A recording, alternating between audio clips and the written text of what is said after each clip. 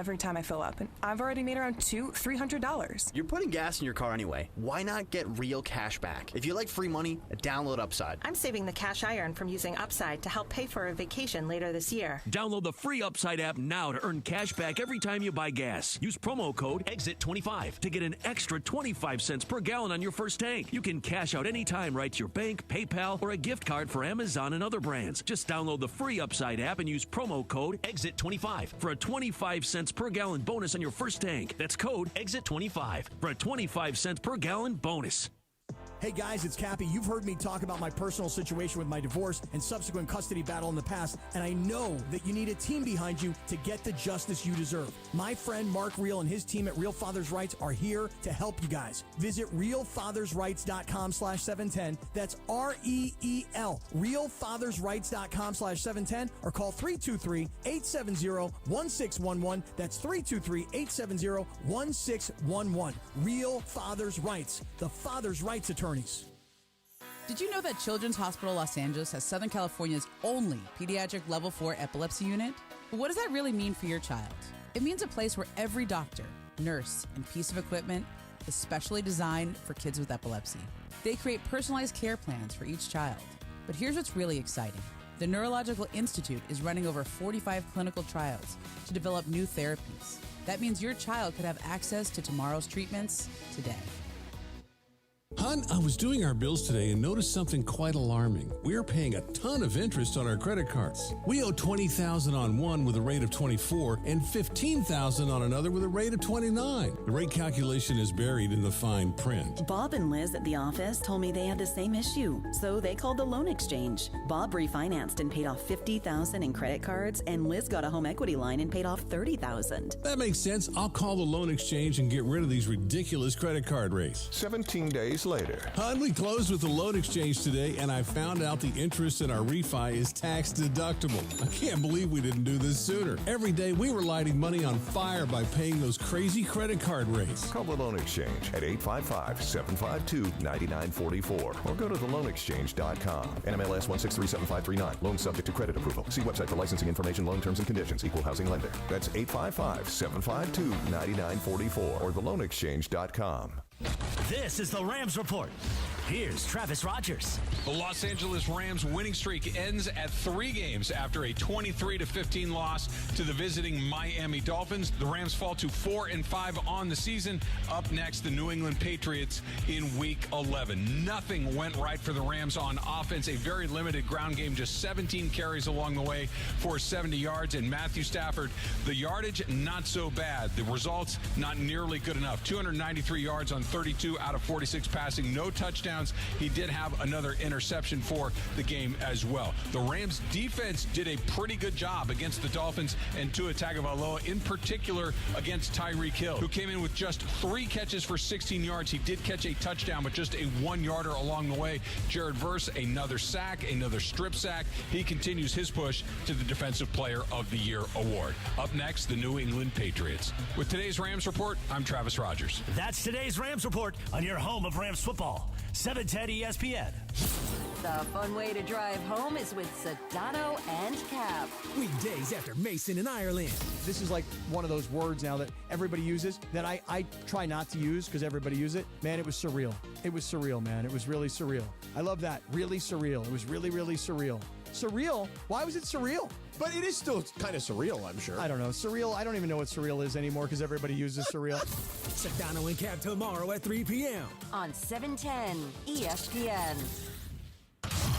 Hi, it's LeBron. The Lakers play here. 710 ESPN. KSPN, Los Angeles. A Good Karma Brands radio station. Here we go, Travis Rogers, DeMarco Farr. The far side. You ready for the far side? I'm in the far side. You're in the far side. Welcome to the Travis and DeMarco Show. So let's get to the fun, shall we? The Travis and DeMarco Show right now. Yeah! A little Friday edition, DeMarco. I know you're jumping on a plane tomorrow morning on your way to Boston. Going to Boston. Boston. Going to have some chowder. Those people are lovely, aren't they? No. No.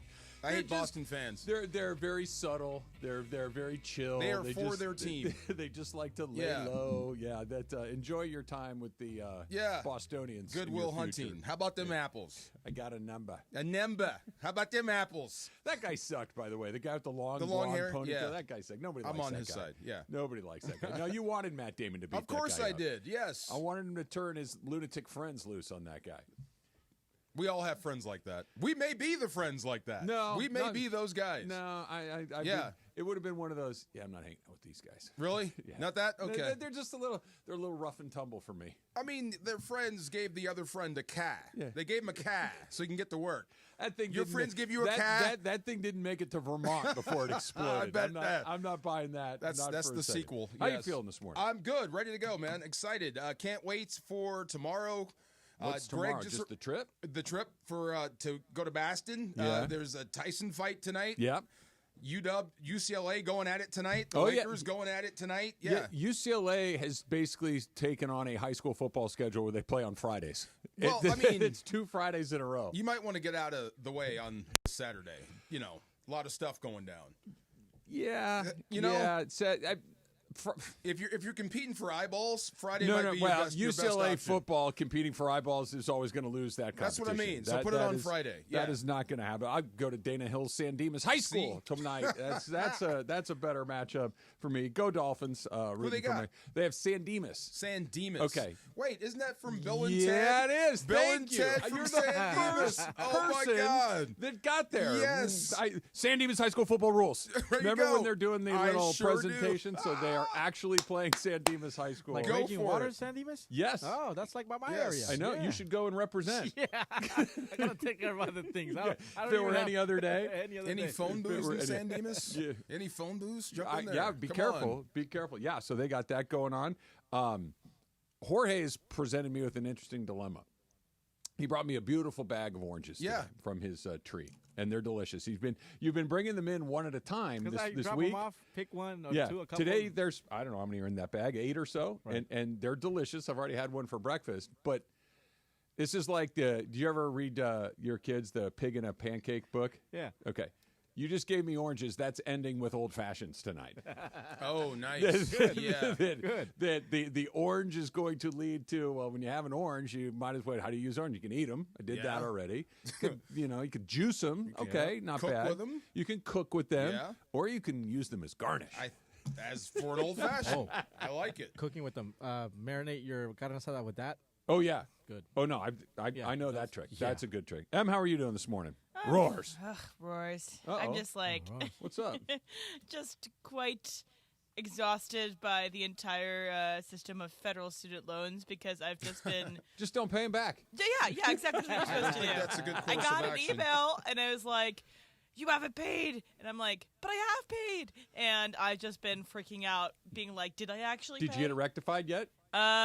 I feel like I have, but it's one of those things I'm going to have to call somebody later to just triple check that I'm not going into 10 months of stuff. That is a really sinking feeling, DeMarco. Like sometimes, thankfully, it's been a minute since you've had like your insufficient funds or one of those things, but you go to use your credit card and they're like, oh no, it's been declined. You're like, well, of course it can't be declined. I've paid the bill. We're all good to go. And they're like, no, it doesn't work. And it's like, and it's what is going on in my financial life that I don't know about right now. Like somebody has hacked me and run up this credit card or something. I empathize. I had automatic payments and they had stopped because I'd finished paying off this one specific loan, and it's just like, oh, but you haven't. Anyway, I'm just like wondering if it's a cog and a flaw in the system. They don't. Could you be recognize getting it. fished? I'm not getting fished. This is like officially from that website. Like I get those emails all the time of like, hey, you've paid this. Like right. It's not. Same place. Yeah, Have it's you not gotten official. fished, DeMarco?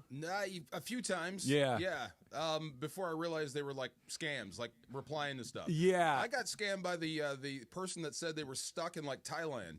This was years ago. You really? didn't send any money, did you? No, but I thought it was Okay. the real guy. So I'm like going back and forth with like, oh my God, this is terrible. How can I help you? Who was it? It was just a scam guy. Usually they'll hack Impersonate a somebody. friend. Like what it would be is you would get an email that looks like it's from me, Right. and it would say, "Hey, DeMarco, I'm stuck in Thailand. Somebody stole my wallet. Can you wire me X amount of dollars?" Right? That's exactly how it went down. But what would your first move be if I emailed you for that? I would email you back.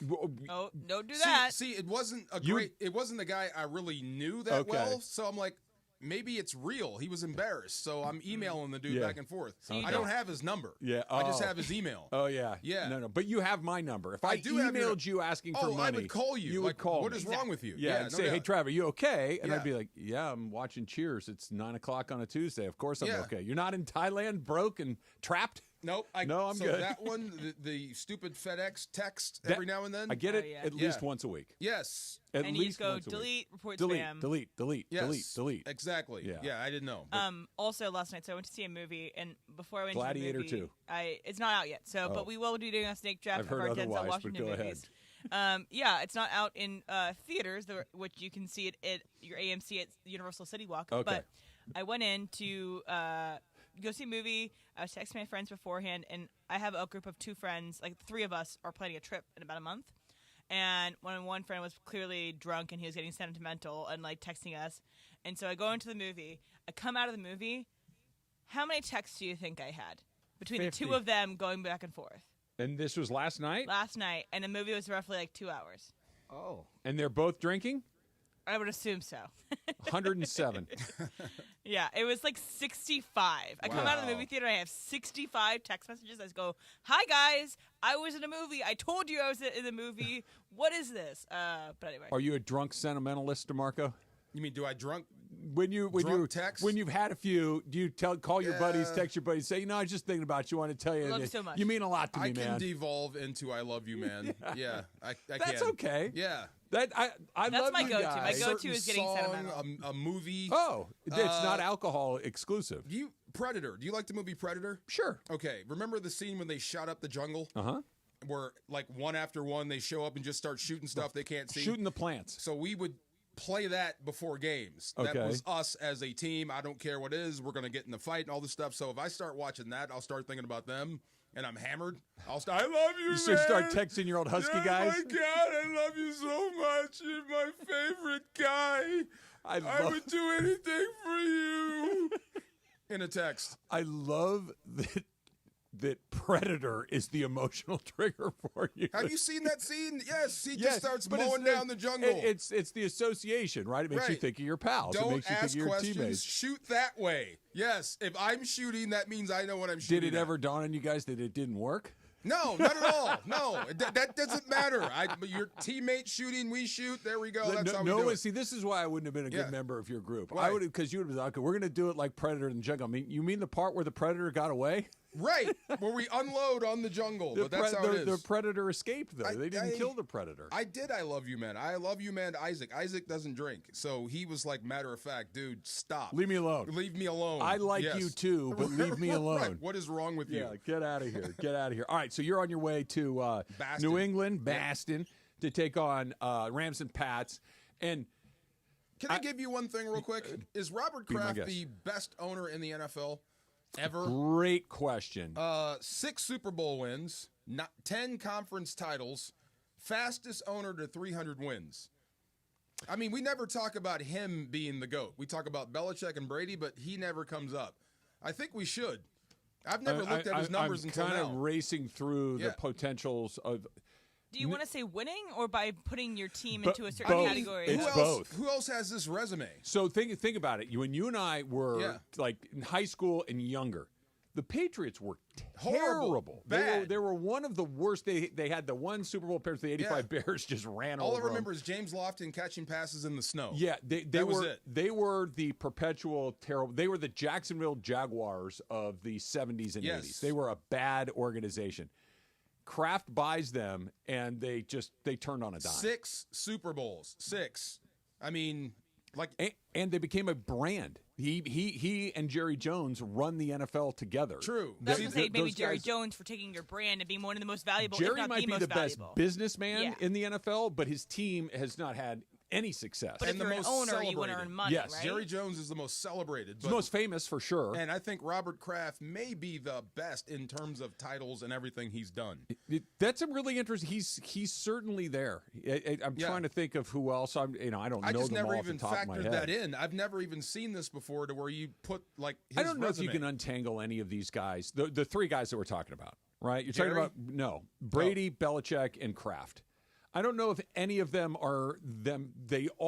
I don't think any of the three of them become who they all are without the other two. That's fair. I think they all needed each other. That Brady needed somebody to draft him, believe in him, put him in there. Belichick needed somebody like Brady, and Kraft is kind of the guy that kept all the trains running on time all for those egos. 20 years. Right? I don't know if any of them get where they Can need I to go without the other two. Make it so, GOAT, greatest of all time, greatest owners of all time. Yes, put Kraft and Jerry Jones in there. Current, right now, owners in the NFL. I would put Sheila Hamp up there because she's the owner of the Detroit Lions, became the owner in 2020, and that's when they flipped that around. And now they went from a joke, from a mockery, to one of the best teams out there. You got a chance to pay it off. You She gotta win. stacks another 15 years of that? Of course. Sure. I'm saying right now, Yeah. today, what's working today, Sheila Hamp is one of them. See, I don't think Jerry could do that because his ego's too big. Exactly right. So I think Robert Kraft, And by part the way, of his genius is not being out in front. He's good at that. Yes. Yeah. Look, I don't think you can become a billionaire without having an ego that is almost impossible. You mean the killer instinct? Just this. Yes. To create something like that takes almost a delusional personality to be able to. I'm going to grow this into this giant thing. That becomes who it is. But he's also smart enough to take a step back from a lot of this stuff. To at least publicly, to not have to be. Jerry is on the sidelines of every game. Jerry's holding a press conference after every game. Jerry is on the radio after every game. Like, Jerry is front and center. Kraft does not have that same profile. I'd like to think I'd be Robert Kraft if I was an NFL owner, but I would definitely probably be more Jerry.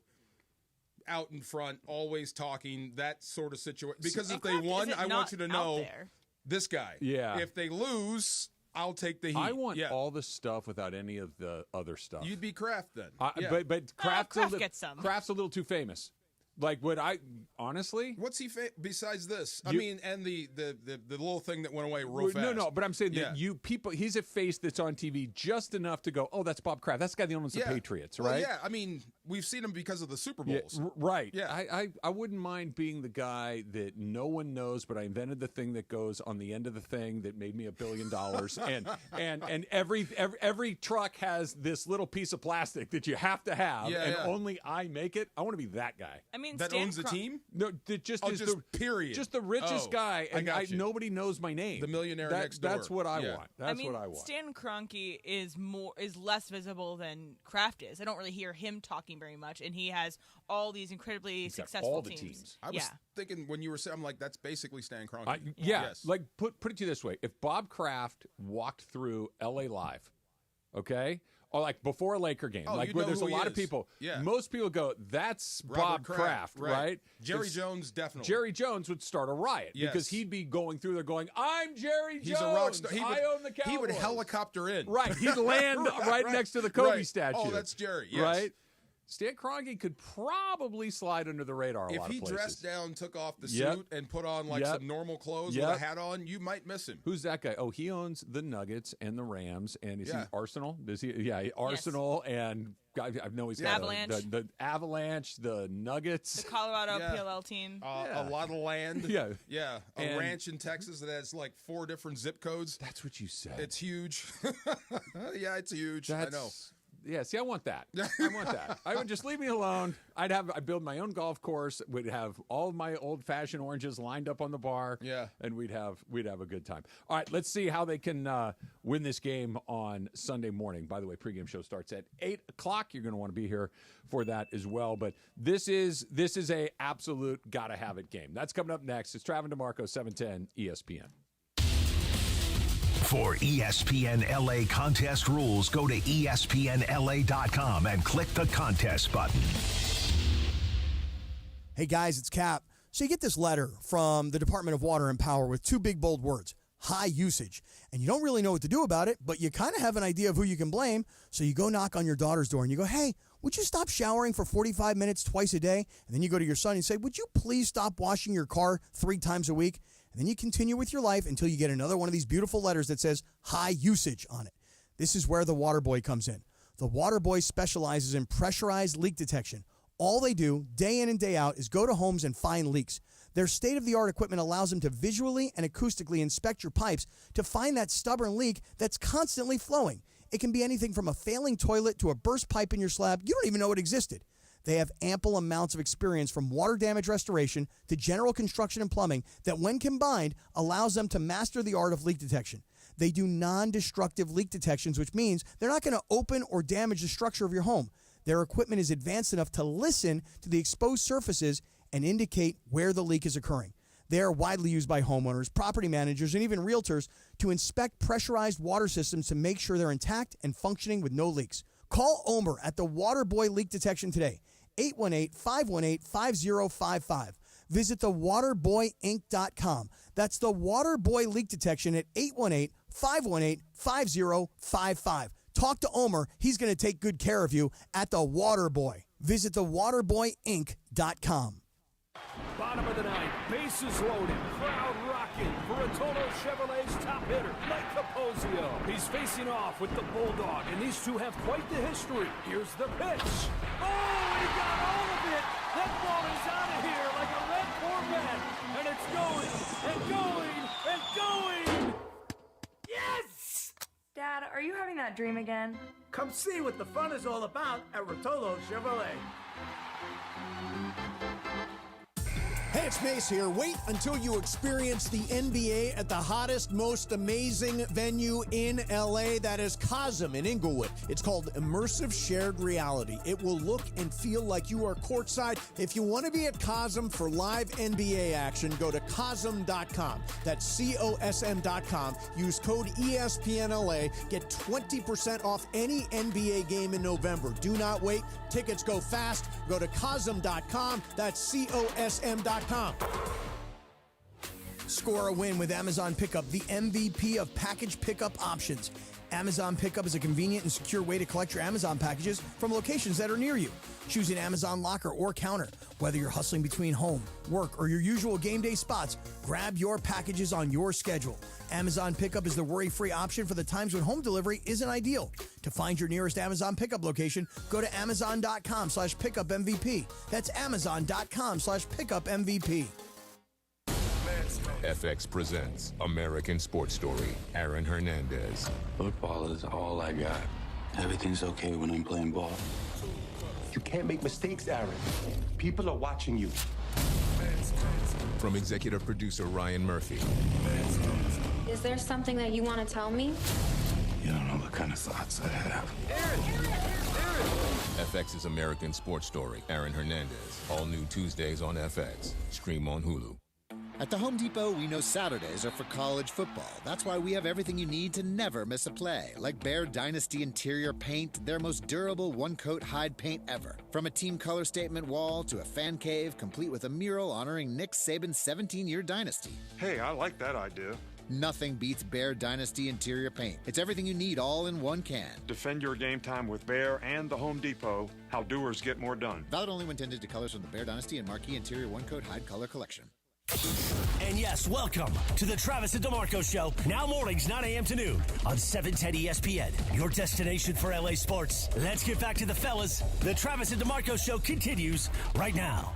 Just leave me alone. Yep. I'll go over here. Hey, what goes on behind that gate? You'll never know, because I ain't coming out. So my soccer coach was 62 years old at the time, right? And he's one of those guys who would play. He would scratch. He would just do it. He would spend $20 on scratchers. Okay. During practice, he'll scratch off, just chilling. You know, do your routes, do whatever you got to do. He's scratching lottery tickets. Scratching lottery tickets. So then, at one point, somebody says, "Hey, man, like you're never gonna win it." He's like, "What if I do? You never know. It's $20. I'm taking my chances. Whatever. I win 50. I win 100. He's like, "You're never gonna win it. What if I do?" He's like, "You're not gonna remember us. You know, regular folks." He's like, "Of course I am. I'm going to sit in my mansion, my feet up on a coffee table or something, sipping on wine, and thinking, what are those poor dudes doing? What else am I going to think of you? It does not end with him winning it? No. You know. Oh, man. I know a guy that won the lottery. How much? Way. A couple $1 million. He went into, like, they would buy.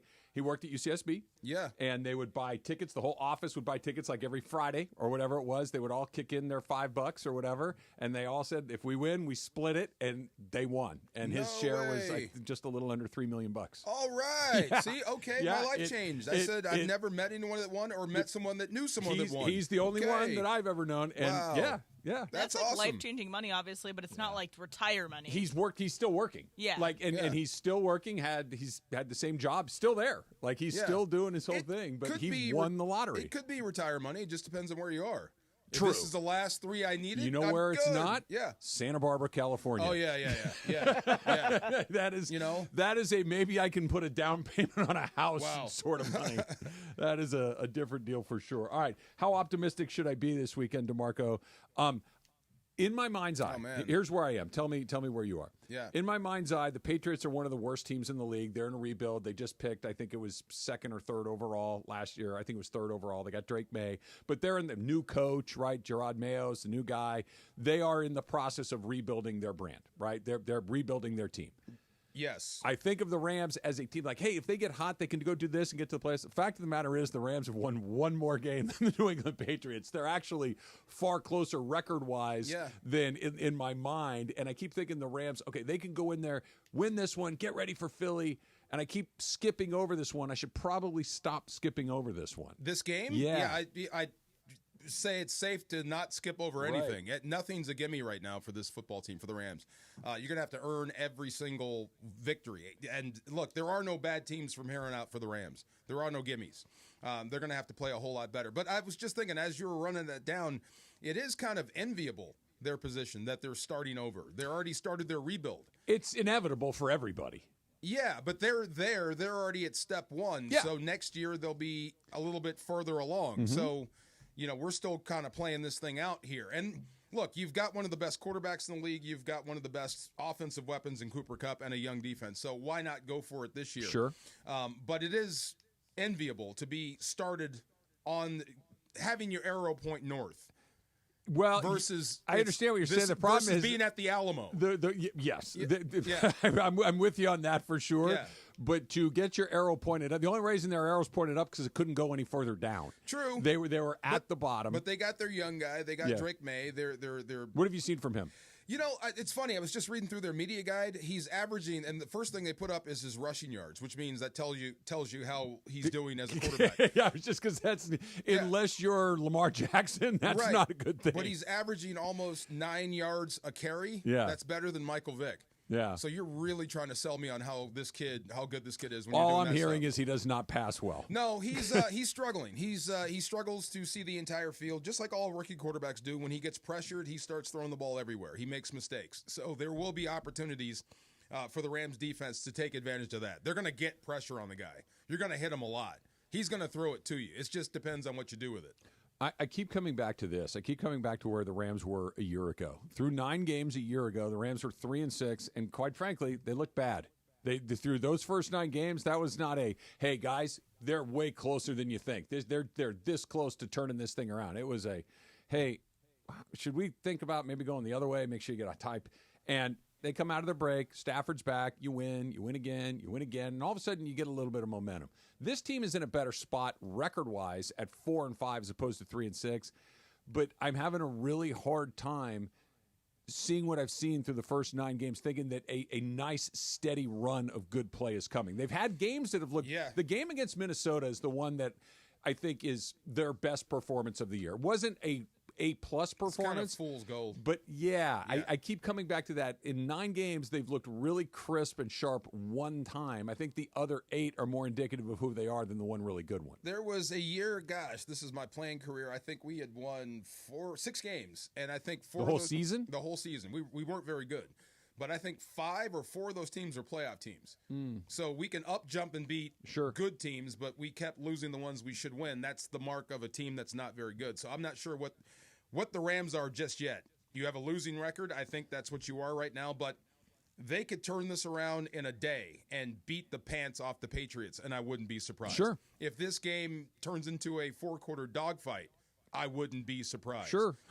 But are they talented enough to run this team out of Gillette? Absolutely. They just have to play better. I go back to the Raider game. Yeah. Right? And they won the Raider game, but didn't look very good. They were sloppy. I really do believe if they were playing anybody other than the Raiders, they'd probably lose that day. The Raiders were the perfect opponent at the time. But what it allowed them to do is what I'm hoping this Sunday will allow them to do. Compete for another week. It allows you to stay in it and compete for another week. Because what the Rams did after the Raiders is they played the Vikings and looked really good. So if you can beat the Patriots and you got the Eagles coming in on Sunday Night Football a week later, that's kind of, hey, just give yourself a chance to get back to 500, to go back into a game that, sure, you're not going to be favored. The Eagles are going to come in on a long week. They played last night. So it's not set up like a perfect opportunity, but so what? Yeah. You still got a chance to win it. That's kind of how I'm looking at these next couple of games, is just give yourself the chance to fight one more week. Because if you go to, what would that be, the 4-6, I think the writing's kind of on the wall at that point. Oh, yeah, no doubt. And I hope that sentiment is being spread around the locker room. Because if we don't win, if we don't keep winning, if this is what you say to your teammates, if we don't win, if we lose, chances are a lot of these guys are going to start to lose their jobs. And they're going to start over again, which means a lot of us are going to be gone. So if you want this group to win, you've got to beat New England. You've got to play a lot better football than you played versus Miami. How do you do it? What do they? I mean, obviously, they just block better. Is that? I mean, blocking was so bad against the Miami Dolphins. Is that just, if that's better, they're better. For certain guys like Byron Young, who kind of got lost on that first end-around touchdown. Okay, know your keys. You're better than that. This is your 14th start. You can't be fooled by that. For Kyron Williams, as simple as hold on to the football. Right, it's that little stuff. Offensive line, hey, look, make sure all the protections are communicated out from tackle to tackle so we're all on the same page. You know what I mean? If you're Matthew Stafford, elevate the football over the line of scrimmage. You can't get these passes batted down. So it's stuff that you know, that you've been told, you just have to do it on game day. That's the thing. That's where you are right now. I guess you can put Sean McVay on Front Street if you want, and say that if the team has to be better, you have to make them better. I can go with that. Yeah. And look, he's the piece that I worry about the least. You know what I mean? Yeah. He's a made guy in this league. Well, not that he can't make a weird decision. If that was any other coach with the way they played, the fumbles, for sure, the passes getting knocked down, you would get barbecued. You have to be better than that. You have to make sure your guys are better than that. Couldn't agree more. But I'm not going to join the chorus of weirdos. They're like, oh, he's not. No. It's like, no. Was it a bad game? Yes. Could he have been better? Sure. Absolutely. But this idea that he can't fix it, no. Of course he can. That's stupid. I think one of the great things about him specifically, and why I'm optimistic about them, even when they're not playing particularly well, or even when they're having a down season, he knows what he's doing. Of course. And I use this as the ultimate. He's highly competent. But I would say this: last Monday, your team looked like crap. Yeah. You have to be better. They have to be better. Sure. That's what I'm saying. So all other stuff about kicking on third down, he's stupid, that stuff drove me nuts. But this stuff, you have to make them play better. That is on you. Okay, so I want to talk about how you make guys play better. How do you make a guy block a guy when he couldn't block a guy? That's coming up next. It's Travis DeMarco, 710 ESPN. You never have to miss a moment of LA's mega sports station. Get the all-new ESPN LA app. Just search ESPN LA in your App Store or Google Play. Download, tap, and bam! You got 710 ESPN in the palm of your hand. When pain keeps you from doing what you love, Hoag Orthopedic Institute gets you back to you. We are ranked number 18 in the nation and number 1 in Orange County for orthopedic and spine care by U.S. News & World Report. From the surf to the green, our world-class doctors are there, which is why more Californians choose Hoag Orthopedic Institute for orthopedic and spine care more than any other hospital. At Hoag Orthopedic Institute, there is no one better at getting you back to you. Proudly founded by premier physicians in partnership with Hoag. Learn more at HoagOrthopedicInstitute.com. Park, party, and play at Hollywood Park Casino, LA's premier card room. Now open 24/7. Play no-bust blackjack, poker, and more. Enjoy Century Bar and Grill's flavorful menu for lunch or late-night dinners. Watch your favorite teams and catch up with friends on game days. Unwind and enjoy live music and crafted cocktails at Ray's Lounge. Easy parking and access, Hollywood Park Casino, located next door to the Forum and SoFi Stadium. Park, party, and play. Hollywood Park Casino. Elevate your game. Must be 21 and older to enter. These are approved DOJ games. Geico 004527. Geico 003871. Gambling problem? Call 1-800-GAMBLER. Take a sip of sunshine this season with Milagro Tequila. What's up, guys? It's D-Far. Milagro Tequila is made from 100% blue agave, crafted for bright flavor and exceptional smoothness. Enjoy the freshest margaritas with Milagro Silver, mix up some palomas with Reposado, or simply sip Milagro Añejo on the rocks. Milagro at your favorite retailer, in stores, and online. Welcome to the brighter side of tequila. Milagro Tequila. Must be 21 and over. Please enjoy responsibly. Hey, it's Cappy. Get ready to smile every mile with Ocean Subaru of Fullerton. Lease a brand new 2025 Subaru Crosstrek Limited for just $284 a month for 36 months with $39.95 due at signing. And if you're looking to sell your car, they'll pay you cash for it on the spot. Ocean Subaru off the 91 freeway. Visit oceansubaruoc.com. With approved credit through Subaru Motors Finance. Not all buyers or vehicles will qualify. VIN S37011188. MSRP $36,558. Lease for 36 months, 10K miles. Plus tax, tag, title, and dock fee. Zero security deposit. See dealer for complete details. Expires 11/20/2024. Coverage varies by plan. View contracts and exclusions at endurancewarranty.com. This is an announcement to all United States vehicle owners who own a 2003 or newer vehicle with a manufacturer's warranty about to expire, or no warranty coverage at all. With a struggling economy and the cost of living on the rise, Endurance is now offering an affordable, low-cost vehicle coverage plan to the general public. As of today, you could be one of millions of drivers that now may qualify to have your vehicle protected under this coverage and have all future covered auto repairs paid directly to the repair shop for you. You pick your plan. You pick your deductible. You even pick the repair shop. Roadside service, towing, and rental coverage is included. Get your vehicle protected now and save your wallet from costly vehicle repairs. A toll-free number has been established for you to call for your free 5-minute quote and to see if you qualify. The number to call is 800-298-9532. 800-298-9532. Again, that's 800-298-9532. This is the Travis and DeMarco Show. Now weekdays 9 a.m. to noon on LA's mega sports station. 710 ESPN. Where are you watching the fight? Your house? Home. Yes, home. You don't want to go get in the little watch party? No, my brother is coming over. Oh, okay. Yeah, the older brother's coming over again with his 2 kids. Did you set up my golf round with him yet? Not yet. We're gonna do. I thought we were doing Top Golf first. We're gonna do Top Golf first. Is he evaluating my game? Does he want to get a look, a little sneak peek? What's he doing? I think he might. I don't know. Is that what golfers do? Well, I mean, I don't know. I suggested Top Golf. Okay. Yeah. Okay. I want to watch you guys go at it while I get to sit and have a cocktail or two. That's fun. Let's do both. Entertain. Let's not limit ourselves to just one thing. Let's find a way to do multiple things. Yes. All right. We're going there. All right. But yeah, I'm going to watch that fight from home. Yes. Yeah, I'm not kidding you. I've read 10 different things last night, and it's right down the middle. Man, the middle on people that are like, hey, I think that, and then there's all the other ones like, God, there's a clause, and I don't know if this is true or not. There's a clause in the contract where Mike's not allowed to knock him out. that's bad for business. So that's often that if you do, then these things happen or whatever it is. So, wow. But that doesn't mean Mike can't snap. That doesn't mean I that hadn't Mike. heard that. Yeah. And again, I don't know if that's true or not. It's something on the internet, so it could be total baloney. Oh, okay. But what I'm saying is, it also wouldn't surprise me if it were true. Remember Kimbo Slice? Of course. Okay, so there was a fight had promoter. half of a shaved chest. What was it?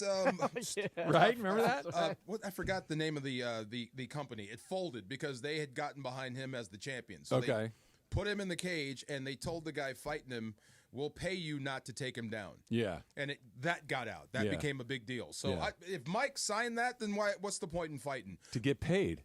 I guess so. Yeah. But either way, he's 58, and he had the guts to go out there in a Speedo. And he looks good. Fantastic. Yeah, he looks good. He's already won the fight for me. No, he looked good. He gave Paul a slap yesterday, which, by the way, pretty good slap. Never saw it coming. No, he didn't, did he? That's what I'm saying. He never saw it coming. But that press conference stuff always feels to me like, okay, I get it. They're promoting the fight. I totally understand what they're doing. I've been burned by these things so many times. I want it to be real. I really do, but I'm just prepared to be of course that's what it was. I've seen fake stuff before. Shane Mosley and Ricardo Mayorga. I thought you were going to say Ricardo Montalban. No, Ricardo Mayorga. Shane Mosley had his wife bend over in front of Mayorga, and Mayorga slapped her butt, and then they shoved off, and they had a fight. Yeah. But it was all planned. Yeah. I don't think the plan was to let Mike slap you. Mike slapped him pretty good. I don't think that was a plan. Hey, Mike, why don't you slap me for the press conference? I don't think that Hey, Mike, was the I'm plan. going to step on your toe and you slap me. Yeah. Okay, but you wouldn't be shocked if that's exactly what it was, right? Well, he got that punch in. It was a right hook, and he never saw it. No, he didn't. So that's for sure. Clearly, the kid's outclassed. So if Mike doesn't run over this kid, then the fix was in. Because that's what it looks like. That's where you know what? Yeah. We've been talking about this all week, and I think you finally put your finger in the center of the bullseye. If Mike doesn't murder him, it's clearly a farce. Right. Because if they were fighting for real, Mike would murder him. Yes, you've seen weigh-ins, right? Yeah. These guys, yeah. you see your opponent for the first time, you're on guard. Yeah. So he was staring Mike right in the eye, and Mike laid a right hook before he even blinked. So this should be a walkover. If it's not, something is up. I know this place. They're going to make martinis with fresh oranges. If you want to come by, we'll be there. Old-fashioned. Like oh, yeah. Old-fashioned. A martini Sorry. with an orange. Sorry. No, hold on. You've raised my curiosity. I'm sure that's called something. I'm sure it's because you can do a lemon twist. Orange teeny. Sure. Sure. Why not? Although gin and orange juice sounds pretty vile. No, gin and juice. That's Snoop Dogg. Yeah, but that's orange juice. Is it orange juice? Gin and juice. Oh, that yes. no. Oh, yeah, but it can't be yellow. It can't. I It mean, has you to be can orange. make an orange martini. I'm looking up, and there's options for orange martini. Okay, well, Or there you just go. If it doesn't exist, you little make color. it a up. martini with an orange twist. Or Travis, Yes, you can just eat the oranges. Nah. I already did. I already You can had an just orange. Eat them. Yes. They're so beautiful. I want to use them as a garnish along the way. Also an option. There's also a holiday thing where you dry you like bake the orange peels and dry them and like you hang them up. That's like a Scandinavian holiday tradition. I got a little Scandinavian in my 23andMe. do that. Do you really? Yeah. Okay. Yeah. My grandmother was a Johnson with all the S's in a row. One of those sorts of Johnson? Yeah. Okay. One of those Yeah, yeah. weird ones. Johansson? Johansson. Yeah, Johansson. then became Johnson. It's complicated. I don't really follow it all that much. We're gonna get a bad offensive line performance again. God, I hope not. We're gonna see the same five guys because it looks like Rob's not gonna play. There's right? a chance that Bo Lemmer could go back to center as the starter, and Jackson slides over to left guard. Oh, and Avila's the odd man Steve out. Avila may be the odd man out. It's trending that way. We don't know. We'll see. But yeah, I hope that whatever combo you put out there is going to be a better performance than Miami. So Havenstein did not practice. Right. So that's looking like he probably won't play. We'll see. But unlikely. No Boom did not Now, there's practice. a guy that really doesn't need practice. Havenstein. Rob Havenstein. Okay. I think he knows how to play, so that could be a game time decision. But it could also mean that he's pretty banged up, right? Oh, yeah. I mean, Yeah. he can't practice. You said Darth Vader. But he can play. Okay. Yeah. Well, hopefully he does. But if he doesn't, is it McClendon's turn? Because No Boom was not up for it. I'd say Boom first and then roll in McClendon. We'll see. I mean, either way, I'd rather have Havenstein than the other two. Well, sure. But I mean, but if I could pick, I would probably go with Boom because he's so experienced. And he's the guy you paid. Yeah, I know. Not a lot of great options in that. I know, but you're not facing what you faced versus How do you? Miami. Is there a workaround? Is there a way to compensate or scheme or play call or something around an offensive line that's having that bad of a day? Sure. Remember the 2017 version of the Sean McVay offense? Refresh my memory. It was the most offensive line friendly offense in the world. Basically the defense is chasing ghosts. So you give outside zone, and then it's a boot. So you're not blocking people, you're just running that way, and the defense is following you, and then you boot off it. So you could pull out that old 11 personnel stuff and take the heat off your O-line. The only problem is you're limited offensively for what you can do. Do you have three receivers like you had in 2017? And somebody put this on Twitter before I deleted my app. Can't you find one guy between Tyler Johnson, Tutu Atwell, Demarcus Robinson? Can't one of those guys be the guy that you can count on in that situation? Because Kupp and Nakua are going to give you what they're going to give you, right? Somewhere between fantastic and pretty good. That's what they are. The third wide receiver you're talking about, who's the Demarcus Robinson had 4 touchdowns in 2 weeks, but the problem is the other games around it, he's been AWOL. He just has not been impactful at all. I think you can live in 11 with Puka, with Cooper, and with Demarcus Robinson, and if you roll in Tutu. You can live in that. But the issue is tight end. 11 means 1 tight end, 1 running back. So Colby Parkinson did not play a lot last week. The other 2 did. Hunter Long played. Davis Allen played. So if those are the 2 guys and they're athletic and healthy enough and credible, then I bet you see a lot of 11 personnel versus New England. That's a lot of ifs.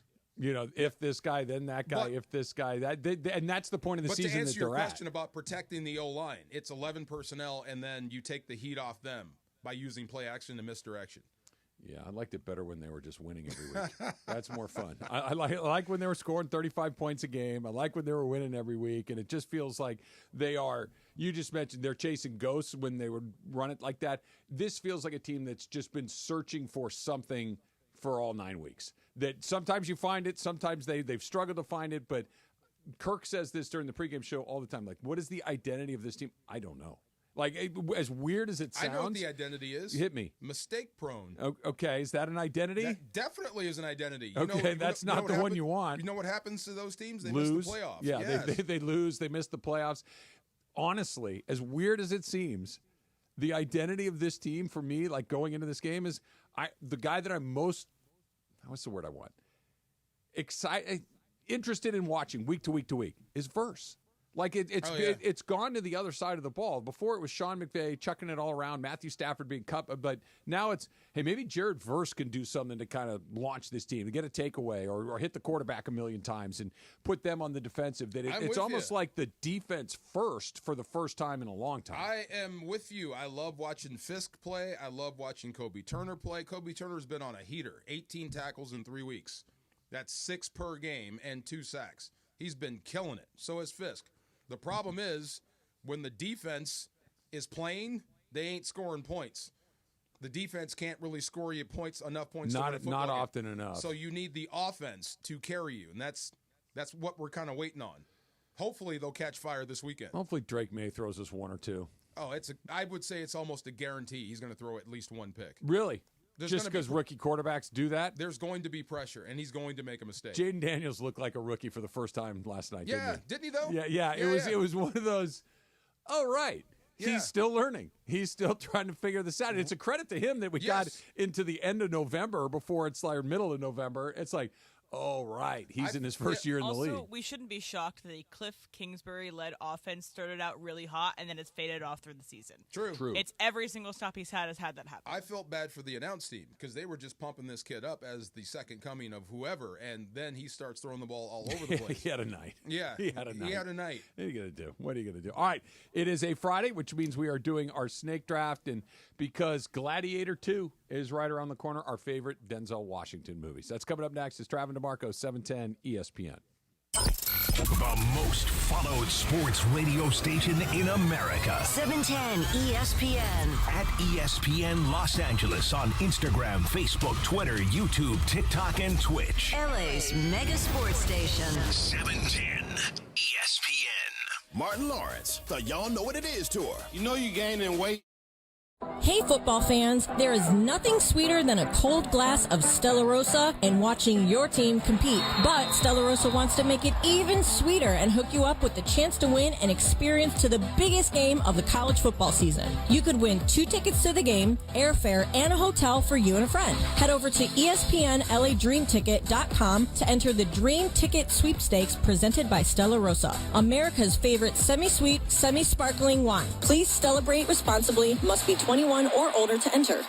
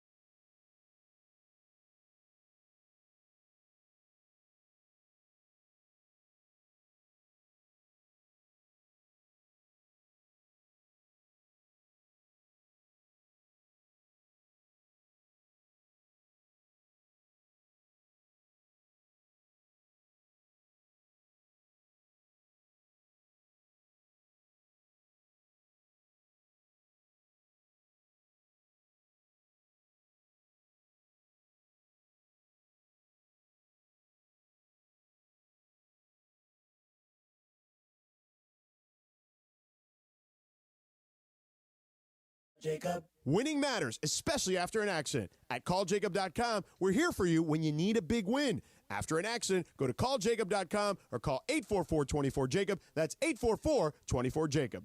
Don't you love the sounds of the holiday season? The bells, the sleighs. Woo-hoo! If so, your holiday's now even more magical because now during the Hyundai Getaway Sales Event, you can take home your favorite Hyundai with some of the season's greatest savings.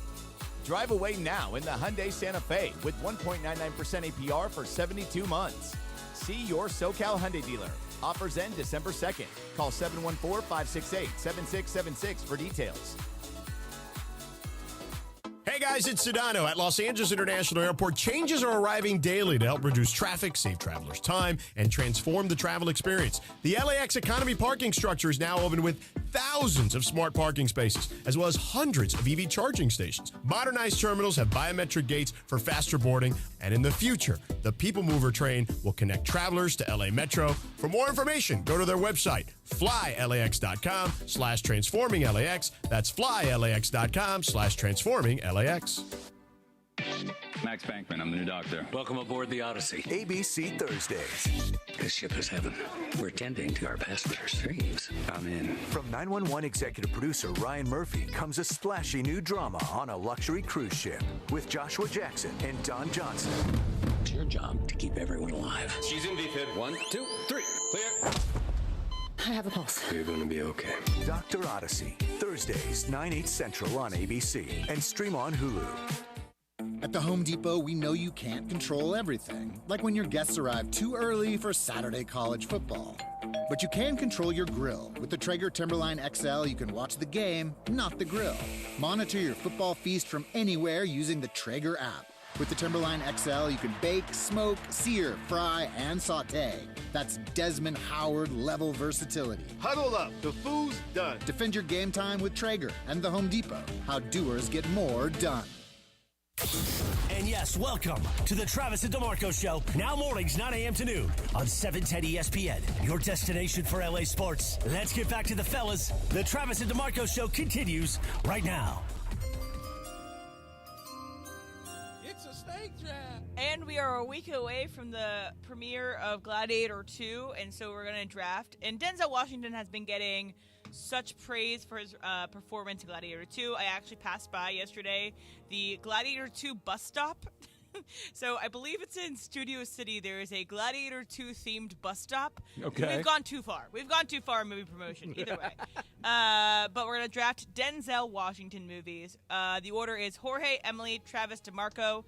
3 picks each, DeMarco, 12 total. You have to wait till the 4th pick to get your movie. Because that's all they can fit on the graphic, right, Reese? Yeah. See, All right, so Jorge, you're first.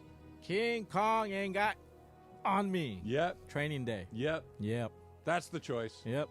Breathe, Holmes. Yeah. Breathe, That dog. scene Yeah, Training Day. is really, really upsetting.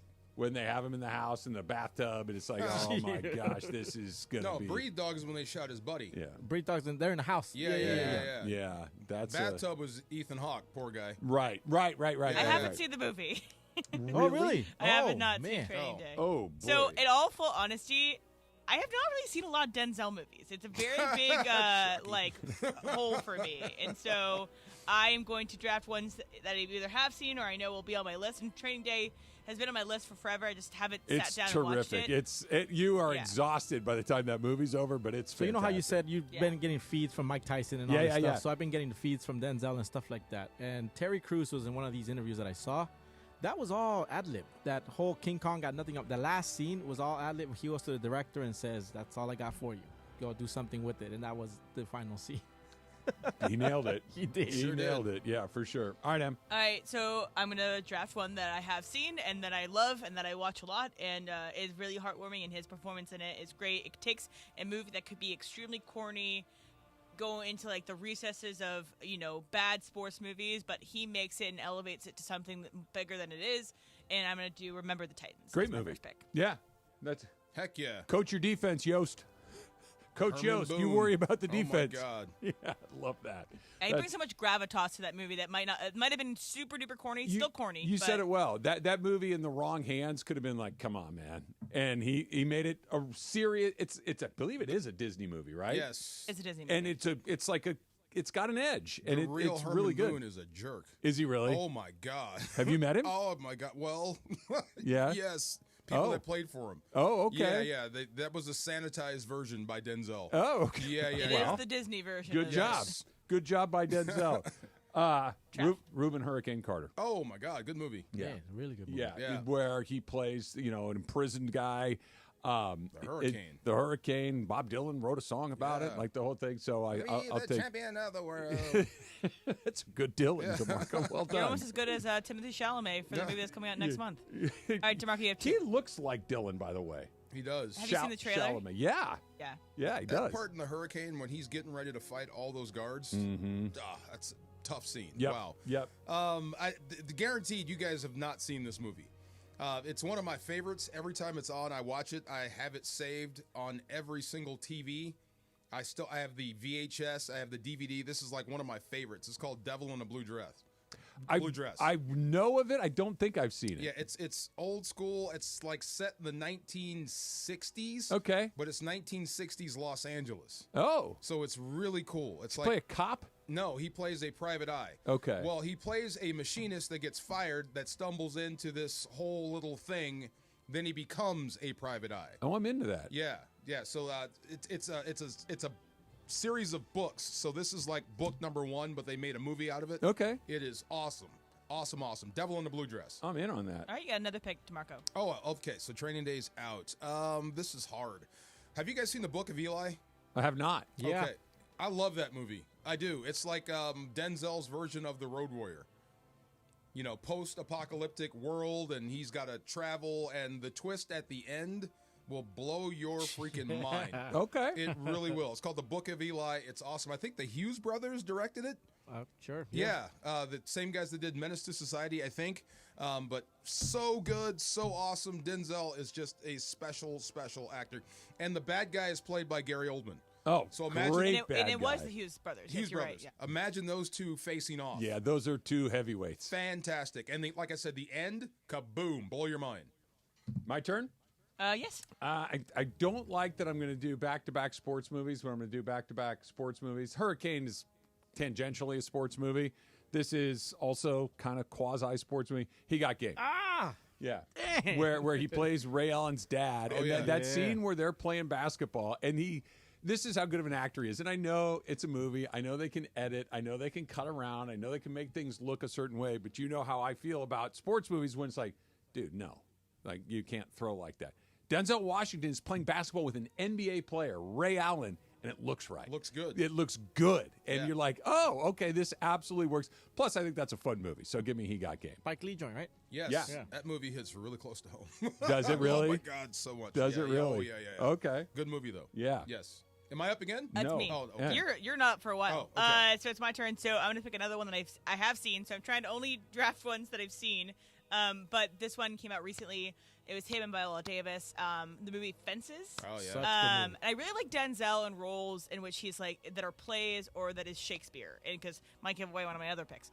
I like him because he's one of the greatest, I think, of this generation's Shakespearean actors because he just completely understands and like can portray what they're trying to do. But anyway, Fences is not a Shakespeare movie, but I like him doing a play.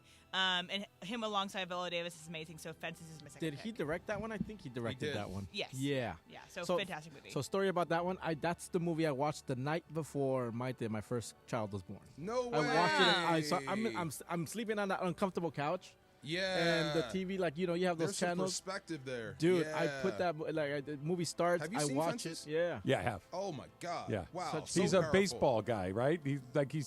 There's a baseball scene in that movie, if I'm remembering it right. I believe so. It's like in the alley. He's in the alley. He's like Yeah. hitting a tire. Well, it's a play, so everything's basically in one location. Yeah, So yeah. Yeah, awesome. All right, Jorge, you got 2 picks. Okay, so He Got Game is taken. This one, I always include the raza. This one was shot in Mexico City, Puebla, and Ciudad Juarez. Man on Fire Oh, with a yeah. young Dakota Fanning. Let me scratch that one off my Oh, list. he got one of your movies, huh? Oh, man, that's a great movie. That is, soy profesional. You know it's Everybody a says remake? that. It is? It's a remake. Wow. Scott Glenn did the first one. Okay. Denzel killed it. Yeah, Oh, yeah. no, the second one's good. too. Awesome. Yeah, Have you seen it? I think so, but it's a long time ago. Bruh, you just said something that would just bum me out so What? deeply. You're like, it's a remake. Like, how would you like to be the guy that did the first time? You're like, oh, yeah, we're doing this one again, and Denzel's coming in to play your role. It's like, Wiped off great. the planet. Yeah. Yeah, the Great. original movie was 1987. Yes. Oh, wow. Christopher Walken plays his buddy in this one. Walken and Denzel Washington. And Denzel. And what's his name again? The wrestler. He played the wrestler. Mickey Rourke. Oh, Mickey Rourke. Mickey Rourke is in it. Yeah. That's a good movie. Oh, yeah. It's very good. And Mark Anthony's in the remake. Yes. one. Yeah. Very Joe good. Pesci was in the original one. Joe Pesci, Scott Glenn, Jonathan Pryce. Yes. Okay. Wiped off the planet. I wish you had more time. You got 2 picks, Jorge. And then the other one, I was a big Jay-Z fan. Through my high school, college years. American Gangster. Oh, yeah. The George Lucas story. Him and Russell Crowe just star in that one, and it's the George Lucas. Yeah. What's your one regret about that movie? My only regret about that movie? Yeah. That he ratted everybody out. Nope. It took so long for Denzel and Russell Crowe to get Doing in the scene together in the same scene. It took forever. The whole Well, movie. that's like Heat. Right? Yes, like yes. Heat with Pacino and De Niro. Yes. It's like, okay, those guys had not been in a movie together for a million years, right? And it's like, okay, put 2 heavyweight. They're only in that one scene where they're in the scene. diner. Yes. Yeah. Same thing. Wait the whole movie and finally. Yep. The church, right? The church. Yes. Yes. Yeah. All right, my last one is just because of how absolutely beautiful he is and is still today, but is in this movie specifically. This is my favorite Denzel. Much Ado About Nothing. Him in the performance of Much Ado About Nothing with, I believe, Keanu Reeves is also in that movie. Correct. So, yes, give me Much Ado About Nothing, Denzel. Very good. And got my Shakespeare on there. There you go. All right, Travis. This was another one where he kind of takes you through the whole thing, right? Where you're like, do I not like this guy? Do I really like this guy? Is he doing a thing? And he wasn't the lead, but he might have been the best guy in the movie. Philadelphia, where he plays the lawyer defending Tom Hanks's character, who was terminated because he was he had AIDS, and he's horrified by the whole thing to start, and then he kind of realizes that, wait, hold on a second, this guy did get a bad deal. Yes. He needs my help, and he kind of sort of comes to, but it's never that super cheesy thing. Like the whole time, he still has his foot on the brake, and it's just such a great performance, and he's so good in it. So I'll take Philadelphia. When he showed up to the party as a lawsuit, I lost it. It was great. With laws just stapled to him, like, I'm a lawsuit. The scenes with he and his wife, where she's cooking dinner and she's giving him all sorts of crap, that's terrific. That's about the most real scene ever, isn't it? Yes, it's terrific. big time. So is it me now? Correct, last pick. Yes. This is the last pick? Yeah. I have the last pick of all Denzel movies. Oh my God, this is hard. Like best performance or my favorite? You tell me. Whatever you're feeling. How can you not say Glory? Okay, but my favorite Denzel. I can watch it. Glory's where he won the Oscar, right? Glory's where he won the Oscar. Well, there are 2 Oscar winners. And Malcolm X, right? Tough No, movie. and Training Day. Training Day. Okay. Tough, Glory, tough, yes. Carbon Copy was his first movie, but my favorite Denzel movie of all time is Crimson Tide. Oh! He and Gene Hackman going That's at a it. great Come on. movie. Yes. That's a great movie. Chief of the Boat. Turn your key. Yes, come on. That's my well, movie. neither of his Oscar-winning ones needed on our list. I love that because you know who else is awesome is Gene Hackman. Yeah. Like Gene Hackman playing the lunatic submarine captain. Going at it. And oh my staging God. a mutiny on the Yes. nuclear submarine. Because that was when the message came halfway through and got cut off. Right. You can see both sides. Yeah, Yes. that was great. All right. LeBron MVP at 40 years old. Who says no? Well, if you're paying attention, you should. That's coming up next. It's Travis DeMarco, 710 ESPN. Prize Picks. Pick more, pick less. It's that easy. Really? It's a cool slogan, but it's actually true. Pick more, pick less. It's that easy. When you set your lineup at Prize Picks, you download the app, you put it on your phone, and you open it up. Let's say you're looking at the Rams game this weekend. and you look at Cooper Kupp's projected yardage. Do you think he's going to get more or less than that? Use your Rams expertise to make that prediction. Go to the other side. Drake May, how many touchdown passes are you going to throw? More or less? That's Prize Picks. You pick more, you pick less, and you can win up to 100 times your money with as little as 4 correct picks. That's right, 100 times your money with as little as 4 correct picks at Prize Picks. But you can't do it if you don't have the app on your phone. So download the app and then put in the code 710. When you use the code 710, you're going to get $50 instantly after you play your first $5 lineup. You don't even need to win the $5 lineup. You're going to get the $50 guaranteed. Prize Picks, run your game. Go do it now. LA's mega sports station. 710 ESPN. Choosing the right candidates for any office can be difficult. My office has lots of drama. My office has its ups and downs.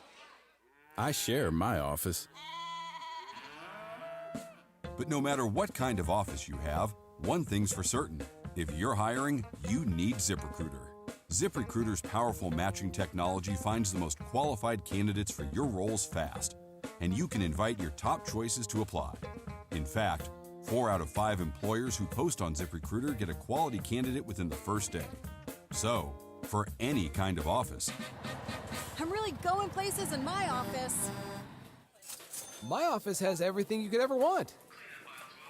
Count on ZipRecruiter to find the right candidates for it.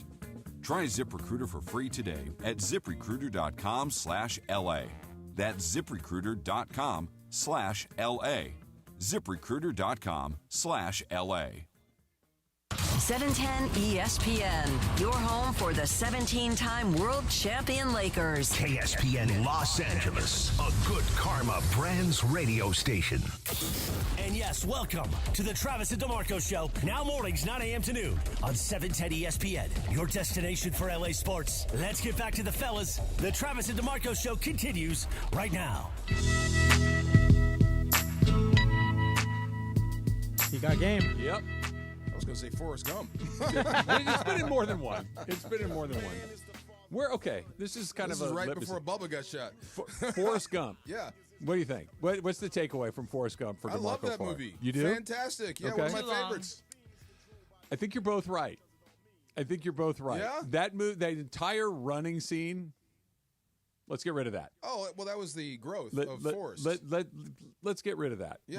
What did he grow to afterwards? Well, that was the growth of Forrest. You know, But- he's still running. He's still running. He's still hurting. Persevere. He didn't still go from loves one Jenny. thing to the other. There was He no went back and forth. Oh my there was God. no growth I'm of not that arguing character. Forrest Gump today. Yeah. Why not?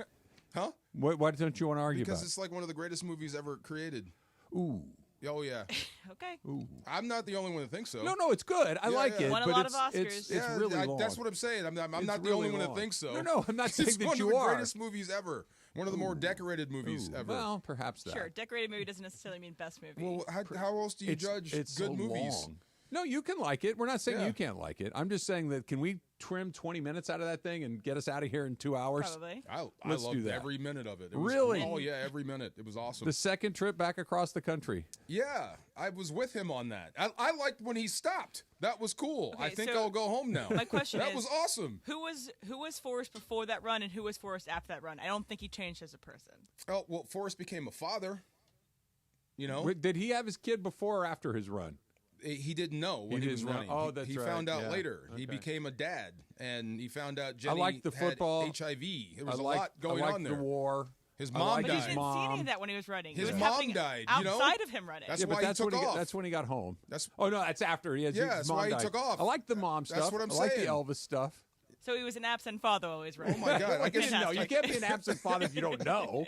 Yeah, he would have. There's a lot going on there for old I'm just Forrest. not a big Bob Zemeckis fan in general. I find his stuff Back to to be the Future's fun. Oh, I don't man. like it. Yeah. Oh no, that's fun. I'm overly. The first two. I feel like it's overly nostalgic, and I just don't care for Yeah, his part 3 was style. no. Part 3, yeah. The Old and West. this is The Old it. West. Biff That was- hanging the clock. That was a Biff no. the gunslinger. No. Yeah. Should have Griff. stopped after That's his 2. name, Griff. Yeah, Yeah. Griff Griff. was the futuristic Biff.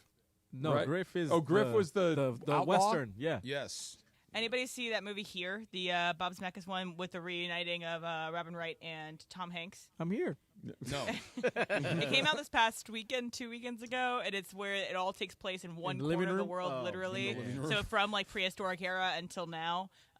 We're going prehistoric? It's literally like the gimmick of the movie is this camera is in one spot from like the creation of man until now. That's interesting. It's a good idea, I guess. Interesting. Did you see it? I haven't seen it, but only pretty poor reviews and making no money. Do you basically. like movies? Are you a movie guy? Movie? No, not anymore. Gangs in New York. That's a DiCaprio, right? Yeah, I've seen that. Have you seen it? Yeah. Seen it?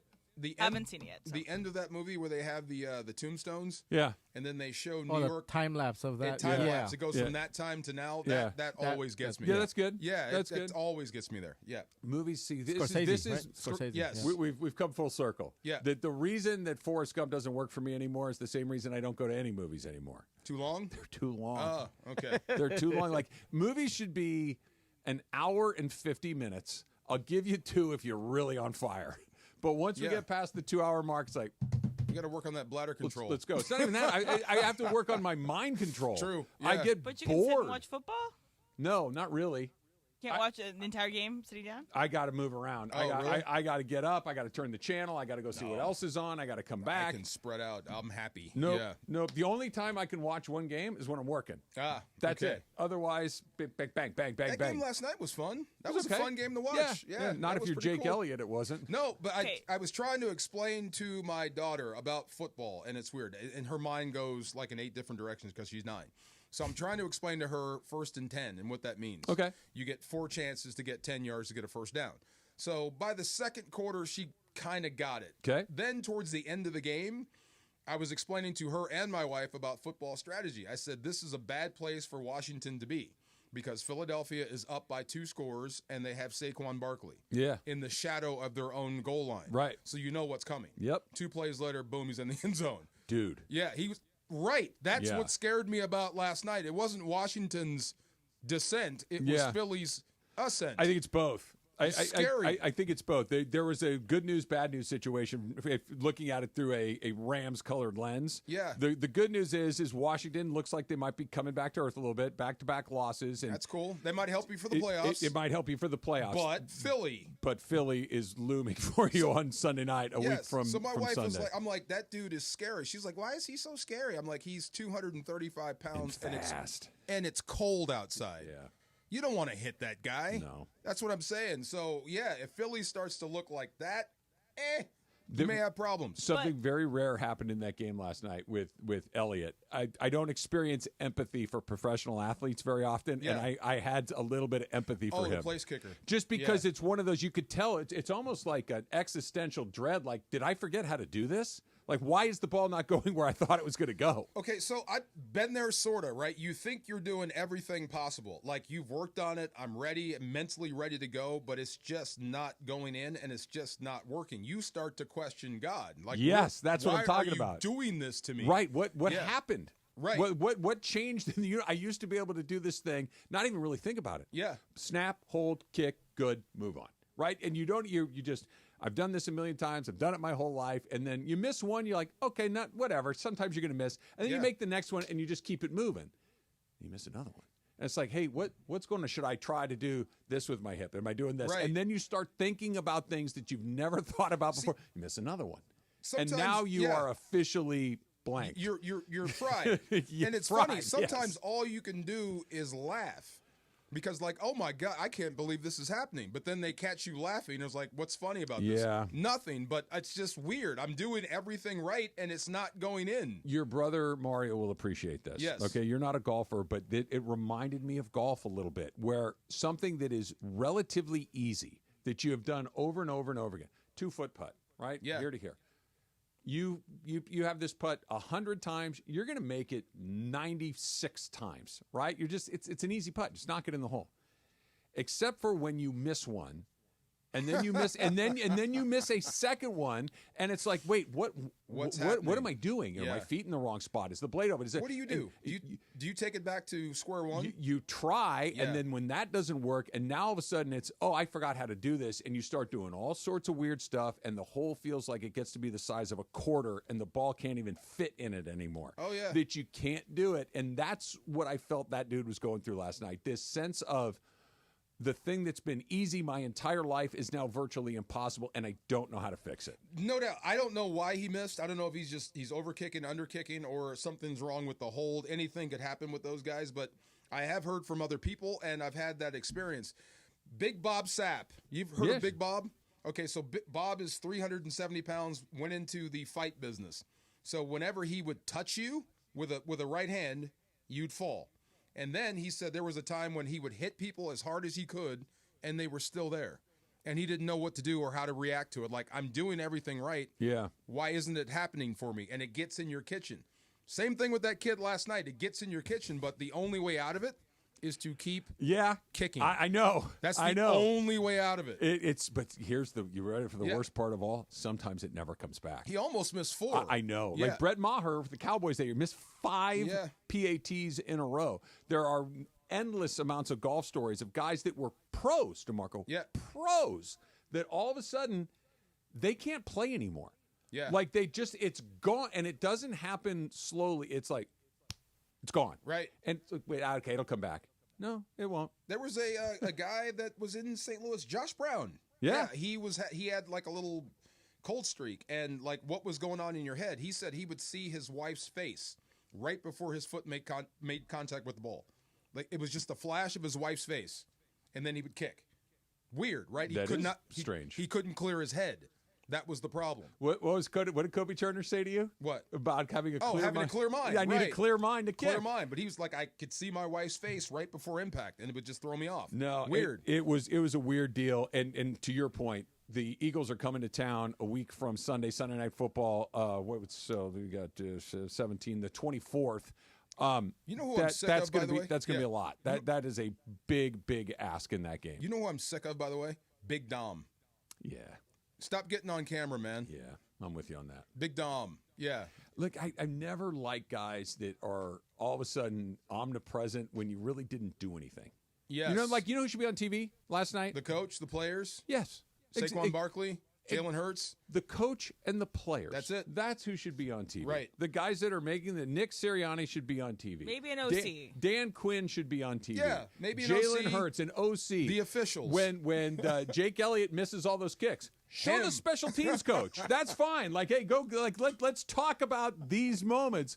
But the guy that's famous for being on the sidelines and being a bruiser, or it's like, what Fireman Ed, right? Fireman Ed's another good reason. Fireman Ed was there when nobody else was there. So That's what's different. between Fireman Ed that and was Big different. Dom? Sucks. Fireman. That was different. Being a super fan does not get you on TV. He is JTS Jess when nobody cared. That's fine. That's a choice that he made. Yeah. J-E-T, yes. That's how you spell it. I can't believe I had to fact check you on Jets. I forgot how to spell Jets. J-E-T-S. Jets. Now you got it. LeBron is MVP. Not as crazy as you think, except for it's as bad of an idea as you think. That's next. Travis DeMarco, 710 ESPN. Hey, it's Mace here. Wait until you experience the NBA at the hottest, most amazing venue in LA. That is Cosm in Inglewood. It's called Immersive Shared Reality. It will look and feel like you are courtside. If you want to be at Cosm for live NBA action, go to Cosm.com. That's COSM.com. Use code ESPNLA. Get 20% off any NBA game in November. Do not wait. Tickets go fast. Go to Cosm.com.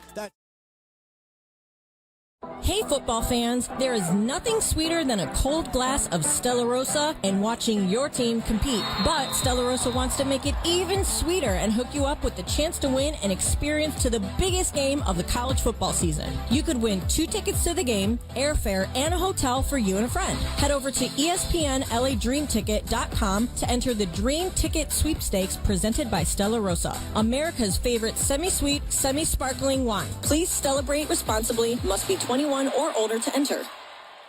Our great friends at Coors Light, the official beer of college football and proud partner of the USC Trojans on ESPN LA. No purchase necessary. Starts 8/1/24. Ends 1/21/25 at 11:59 p.m. CT. Must be a legal resident of 50 USDC, 21 years of age or older. Void where prohibited. Use keyword to get entries for keyword prizes. See official rules at www.CoorsLight.com/collegefootball for entry instructions, keywords, odds, prizes, and restrictions. Sponsor Molson Coors Beverage Company, USA, LLC. 250 South Wacker Drive, Chicago, Illinois, USA, 60606.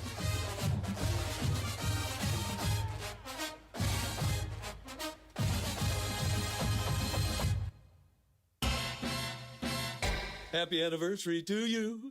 Happy anniversary to Morongo for 20 years of tons of fun and great food and good times. Happy anniversary to you. Now your top reasons to visit Morongo. The 20th Anniversary Marketplace Monday Special starts the 25th. This all-you-can-eat extravaganza is all yours for only $20. And the number one reason. Take home an anniversary beer stein when you purchase a 16-ounce draft beer at any of our bars the 22nd. Morongo, good times.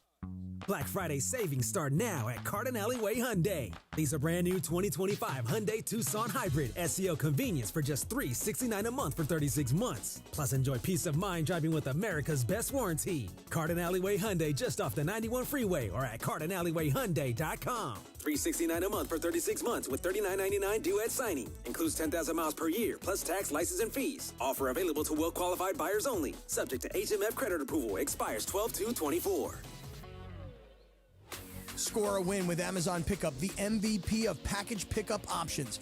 Amazon Pickup is a convenient and secure way to collect your Amazon packages from locations that are near you.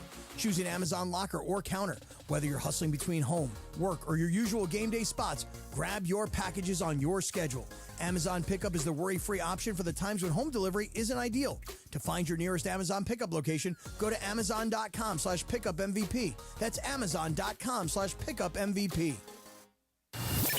The biggest show on the radio. Mason in Ireland, weekdays at noon. I think leaf watching is like the most overrated Leaf hobby peeping? in the world. Yeah, is that what they call it? Leaf peeping? Some people do. It's like, all right, No they were way, green, that's what now it's they're called? orange. Google all it. right, let's move on. Yeah. Leaf peeping? Leaf Yeah. peeping is a thing. No, sure. Oh, yeah, no, they're red. Oh, cool. Let's But, move along. okay, here's the thing though, mate.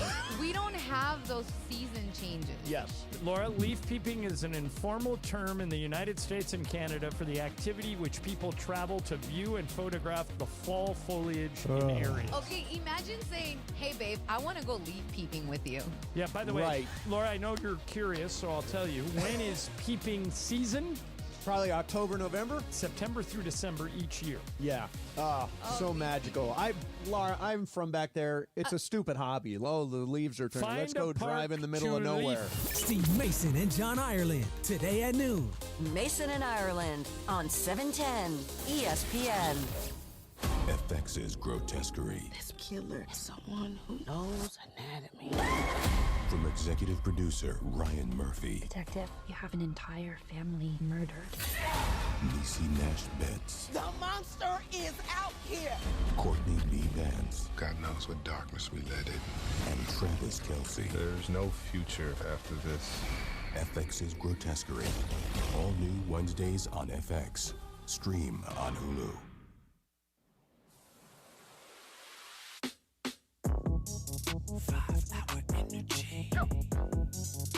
When I pull up to the parking lot, it's time to level up. Dial in, showing out for your team. Listen up, get you some. Stand the fan to give you what you need. Fan fuel, game time. Turn up the intensity. Team colors bleeding out. 5 hour energy. For a limited time, get the fan fuel flavor at 5hourenergy.com. It's time for this week's Milagro matchup. For the Milagro matchup. With Rams Super Bowl champion DeMarco Farr, right here on the Travis and DeMarco Show. Welcome to the brighter side of tequila, Milagro Tequila. Take it away, Big D. You got it, Chris. Thank you, sir. Thinking a lot about this, and Emily brought something to my attention, and I think you're exactly right. You wanted me to go with Jared Verse versus Drake May.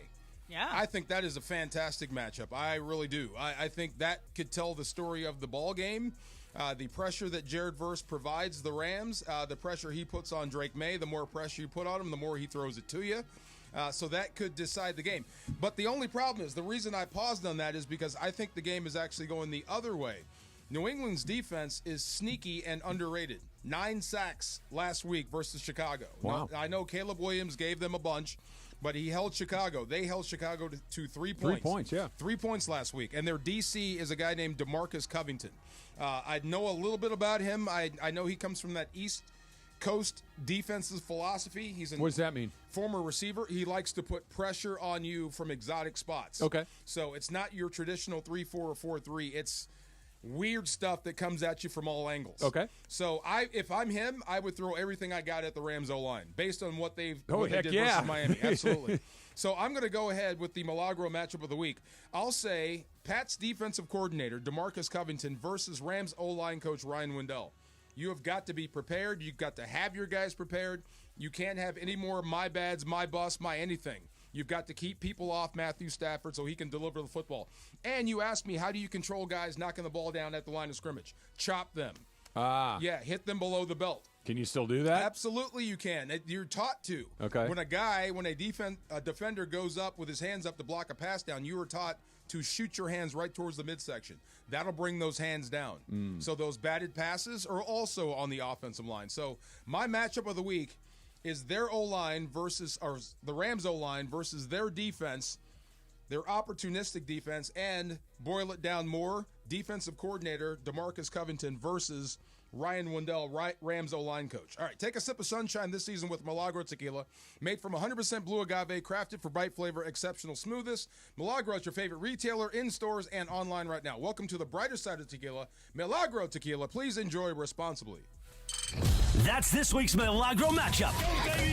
On the home of Rams football, 710 ESPN. Welcome to the brighter side of tequila, Milagro Tequila. Take it away, Travis. Not bad. Thanks, not bad. Chris. Am I oversimplifying this? If they block it up right on Sunday morning, they're going to win the game. If they blocked it up right versus Miami, they win that game. Yeah. Yes, It's absolutely. that easy? It's that easy. Yeah. That's what I mean. Your problems aren't that far off. You're this close from being a really good football team, and you're this close from being a really bad one. Yeah, and I think that means that they're probably neither of those things. If you catch fire, if you start playing like you're capable of playing, you'll blow New England out. Yes. If you're capable of playing if you play like you're capable of playing, you'll beat Philadelphia. They're going to have a really good night to beat Philadelphia. If you're playing like you're capable of playing. That's the $1 million question, right? Like, is their best good enough to beat Philly if Philly shows up and is sharp? Yes. And you think yes. You've got enough disruption in the passing game on defense. I think you're doing a pretty good job versus the run. Saquon Barkley's a different animal. He's hurdling guys going backwards. Different deal. Different deal. We moved past that way too fast. Different deal, right. Let's go back and I'm glad you said it. Yeah. The man hurdled somebody that he never saw coming. That's pretty impressive. Going backwards. Yeah. That's amazing. So every time I see this guy get into the end zone or do something special, I know it must be killing the Giants. It has to. Okay, this is going to sound stupid, but I kind of understand why they did what they did. It was a mistake. Stupid. Clearly, it was a mistake. Yes. It was a mistake, full stop. But he was hurt a ton. Running backs age really poorly. Do you know why he was hurt? Because he was the only thing they could use. I get it. But run it back. They don't do it the same way, and they sure as you know what don't do it the same way where he ends up in Philadelphia. Yes. That's not the same thing. But I understand the thought process that got them there. It's wrong, but I don't know. This is the best we've seen Saquon Barkley in, 4 or 5 years? Well, he's as far as numbers, yes, but he's always been good every time he's on the field. But he's not on the field a lot. Yeah, and he did get hurt. He was always one of those, he's down again. And when he's there, it's like he'd be good for 2 or 3, and he's like, he's down again. And that's one of the stats they had last night. He's got like 1,300 yards from scrimmage. That's the most of any running back that switched teams ever. Ever? The most of any in year one. Right, that's what I'm saying. You don't think you could use that this year in New York? You know who the first guy that comes to mind when you said that? Who? The guy, because it's this guy that switched teams from the two guys that got swapped for each other. Dickerson and Falk. Oh, yeah, right. Like you would have thought that one of those two guys, because they're both Hall of Famers, would have gone bananas in their first year in the new place. Trying to Marshall did. He went crazy but for us. Obviously not like that. This. Yeah, not but that's, like this. You don't think Daniel Jones could have used that in the backfield with him? I think what Daniel Jones could use is a new occupation. Is a benching? Yeah, I know. That's got to be a hard decision for a team to make. Is when do you? Because they paid him too. So we've got our guy. Decision number one is, did we pick the right guy or not? And if obviously you didn't. But they paid him. Right, yes. So that's one of those. They obviously thought that at least they thought they had their guy enough to do it again. Trevor Lawrence is a great example of this. Yeah. He just got paid. He got paid a fortune. Was there any evidence that Trevor Lawrence was really good? Not really. No, but there was evidence that he wasn't horrible. Okay, but that's exactly what I'm getting at. I know. I'm not paying premium prices for not horrible. That's the quarterback market. I know. Yep. And you have to. This goes back to the Stafford thing that we're talking about. This is what is so scary to me, that there's no debate whether Matthew Stafford is good or not. He is. He's on the short list of guys that I think any football fan, hey, is Matthew Stafford good at this? Yeah, he is. Okay, next guy, right? No, he's the guy. He's one of them. If it's any, you know what? I'm going to try again. And I might get worse. I might back up and get a guy worse than Trevor Lawrence. But at least I'm not tied up in all this crazy money, and I can keep trying. Is that just the worst philosophy in the world? It's kind of the same thing. So you cut bait on Saquon, and he's still good, and that's got to hurt you. You pay a guy that's okay, and he turns out to be bad. Less than that. Yeah. That's bad, too. I think I would err towards paying the quarterback that's okay, hoping he's going to be great. You said it, though. I'll pay special. Yeah. Daniel Jones is not special. Trevor Lawrence is not special. But special is different. Really hard to find. Quarterback is different because if that guy is bad, we have no chance. So if he's okay, I can win with okay. But can you? And if I have to pay him, I just have to pay him. That's football economics. So what you do is you draft a kid like Washington and try to win in that first 4 years. Or you try to find a guy that's, like you said, just maybe not great, but okay, but you can pay him a reasonable amount. Or does that not exist? No, like it does. Cousins is this guy, right? Yeah. Cousins just got a boatload of money from the Falcons. That was shocking. It was, and it's because if I'm paying you all my money, I can't pay everybody else. True. I'm kind of locked into what this is. If you're paying me 20% of the cap, yeah, that's hard. That's just not special. Okay, so I'll pay Matthew Stafford. I will pay Mahomes. I will pay Lamar. Special. I will pay Josh Allen. I'm sure I'm leaving one or two off, but I'll pay these guys. But when it comes up to Brock Purdy, okay, he's coming up next. Oh, he's going to break the bank. I know he is, but this is what I'm asking myself. Yeah. Do I want to be the guy to let him break the bank? And I don't know. I just picked him in the 7th round. You going to let him go?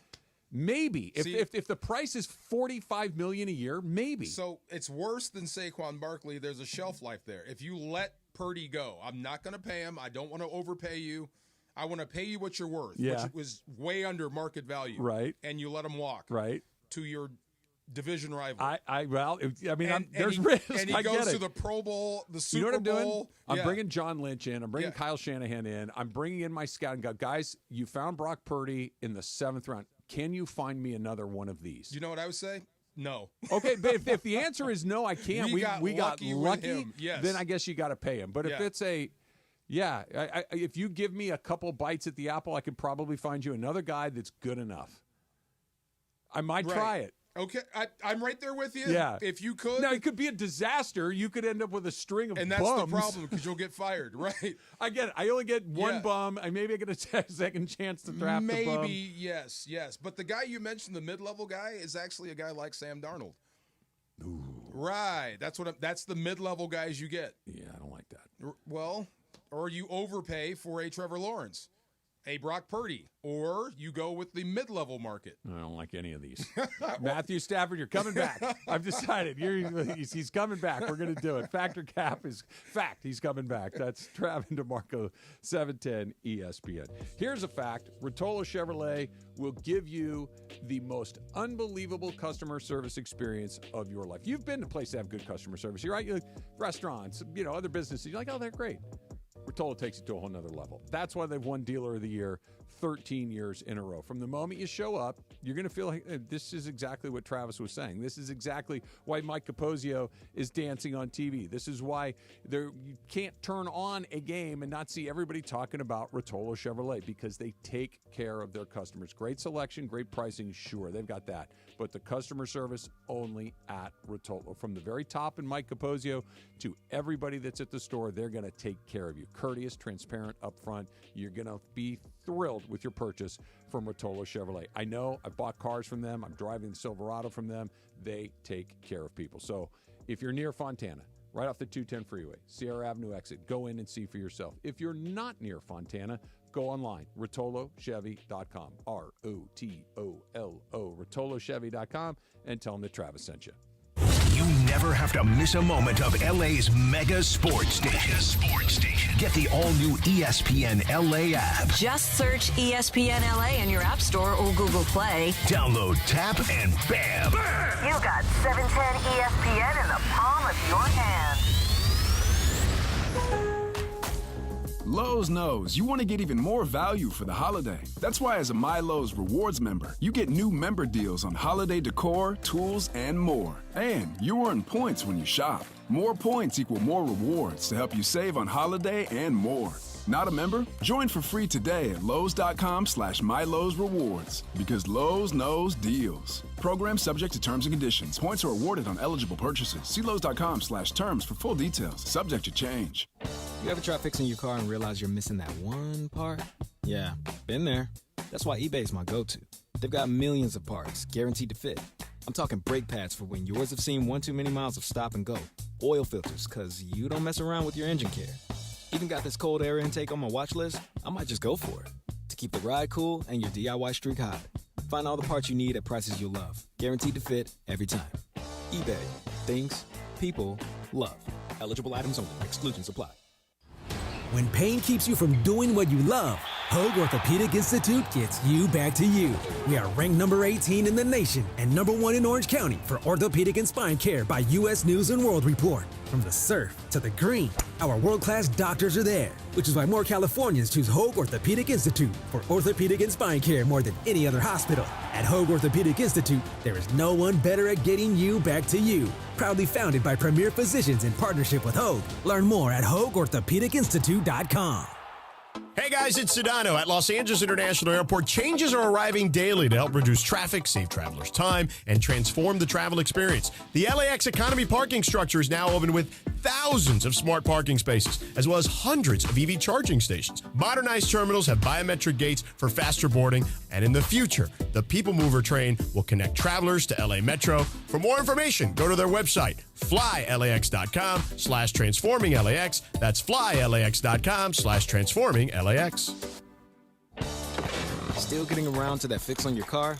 You got this. On eBay, you'll find millions of parts guaranteed to fit. Doesn't matter if it's a major engine repair or your first time swapping your windshield wipers. eBay has that part you need, ready to click perfectly into place for changes big and small. Loud or quiet, find all the parts you need at prices you'll love. Guaranteed to fit every time. But you already know that. eBay. Things, people, love. Eligible items only. Exclusions apply. Order for Jennifer C. Is this my double shot, double cream, double froth, double pump, double hot, double whip, double sleeve? Yeah. Can you handle that much caffeine? Hey, did you know Discover automatically doubles all the cash back you've earned at the end of your first year? Well, I do now. Seriously, did you know Discover automatically doubles all the cash back you've earned at the end of your first year? Yeah, you just said that. Did you say I just said that? Yeah, I'm cutting you off. Did you say you're cutting me off? You earn, we match. Unlimited cashback match. See terms at discover.com/creditcard. Here we go. It is Factor Cap time. Factor Cap on the Travis and DeMarco Show. Each weekday around 10:30, producer Emily serves up what's going down, and fun and frivolity ensues. Special thanks to the law offices of Joseph S. Normand for making Factor Cap possible. It's Joseph S. Normand. It's Factor Cap on the Travis and DeMarco Show on 710 ESPN. And if you've been hurt in an accident, let me help you. Call my office at 213-747-2000. That's 213-747-2000. Let's do it. Factor Cap. right now. Take it away, producer Emily. Welcome to Factor Cap. Hi, guys. Buenos dias. Roll it up. All right. So yesterday, as I was going to the movie, I was going to see the movie at Universal City Walk, and so I was coming from Santa Monica, long drive, whatever, and I was driving on. Just so I'm clear, you said Universal City to Santa Monica is a long drive? It took an hour and a half. I'm not saying it's not a lengthy drive, but Traffic? I'm sensitive whatever. I'm sensitive to long drives. Go ahead. Yeah. Anyway. All right, so everything's relative. Yeah. It was an hour and a half, so I believe that to me is a long drive to go to see a movie. You could have gotten out and walked for it. All right. Wait, are you saying that like it shouldn't have taken you that long? No, they're adjacent practically. That's what I thought. Yeah. Anyway, go ahead. I got distracted. My bad. All right. Well, that's not really the point of the thing. So I took a drive from Santa Monica to Universal City, and it took me an hour and a half, which to me feels like a long time. And I was driving on Mulholland Drive up through the hills and the canyon. So I've never driven that way before. Oh, okay. And so it was at nighttime. Oh. And it was very scary to me. I didn't realize I would be literally like serpentine, and there's like huge drop-offs on either side of me. I actually passed by an accident. On a motorcycle. And so also Ferrari. people are driving way too fast. And I was driving a little below the speed limit just because it was dark and I was unfamiliar. Geek. So the thing is, yes, I wasn't getting a lot of honks, but I was getting the occasional flash. And also, these days, everybody has those LED lights that are blinding. I can't see anything. Yes. And so anyway, I was getting a lot more flashes than I was getting honks. So my statement is, you are more likely to flash your brights than to honk. Travis, Factor, Cap. Cap. Neither. I will never do either. Really? I will get frustrated. What if it's for safety? If I see somebody like doesn't have their lights on, I might give them a little flick like, hey, your lights aren't on. But no. This is how road rage starts. Where people honk at each other, they flash high beams at each other, and people get frustrated, and they're in their car, and they think that it's nothing bad, and it just escalates and escalates and Don't worry, escalates. I'm just white-knuckling it through this. And the other thing is, in your case, Em, there could be just somebody that's a new driver, an experienced driver, they're frightened or whatever it could be, and you're making it worse by doing those things. So I am a incredibly passive driver. Yes. Okay. What's the question again? You are more likely to flash your lights than to honk.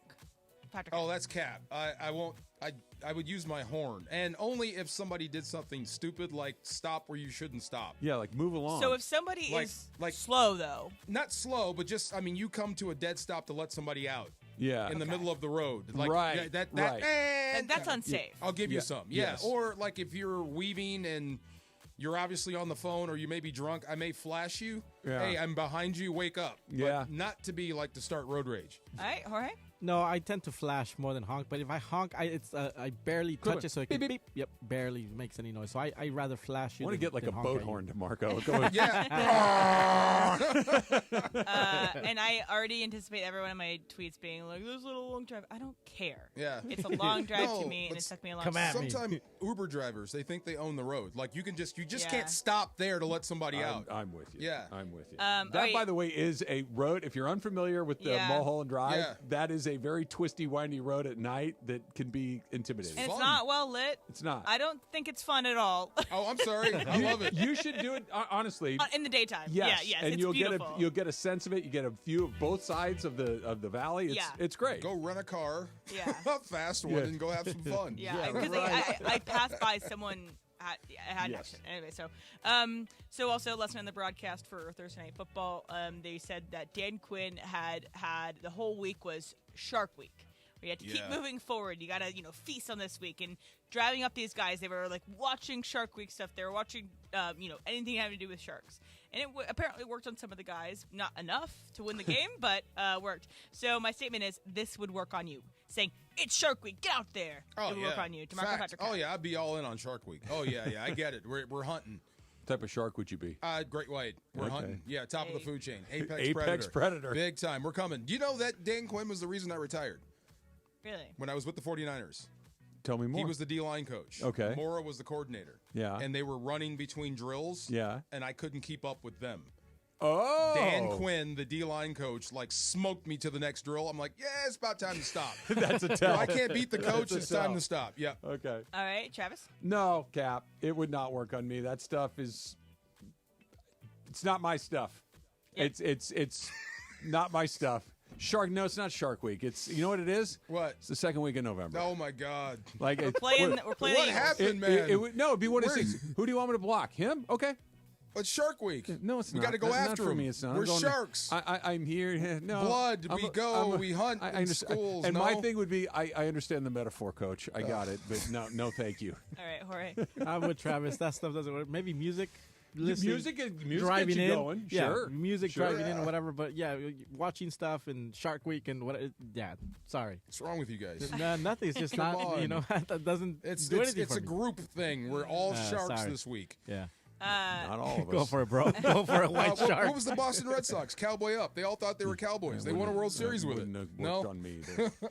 You know what worked? You know what was good? What? Kurt Schilling and Pedro Oh my Martinez. God! They thought they were Cowboys. Yeah. Okay.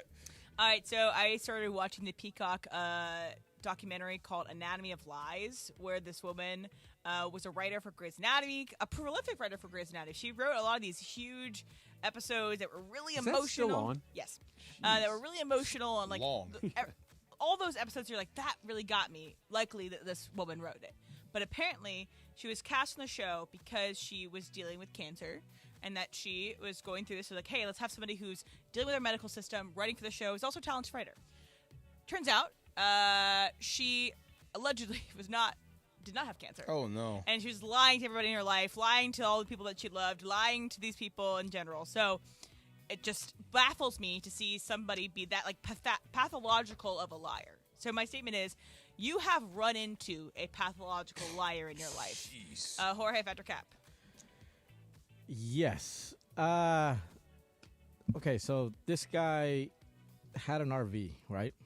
And he would park it outside the TV station, like by it, and he would play this whole he would ask you for money. Yeah.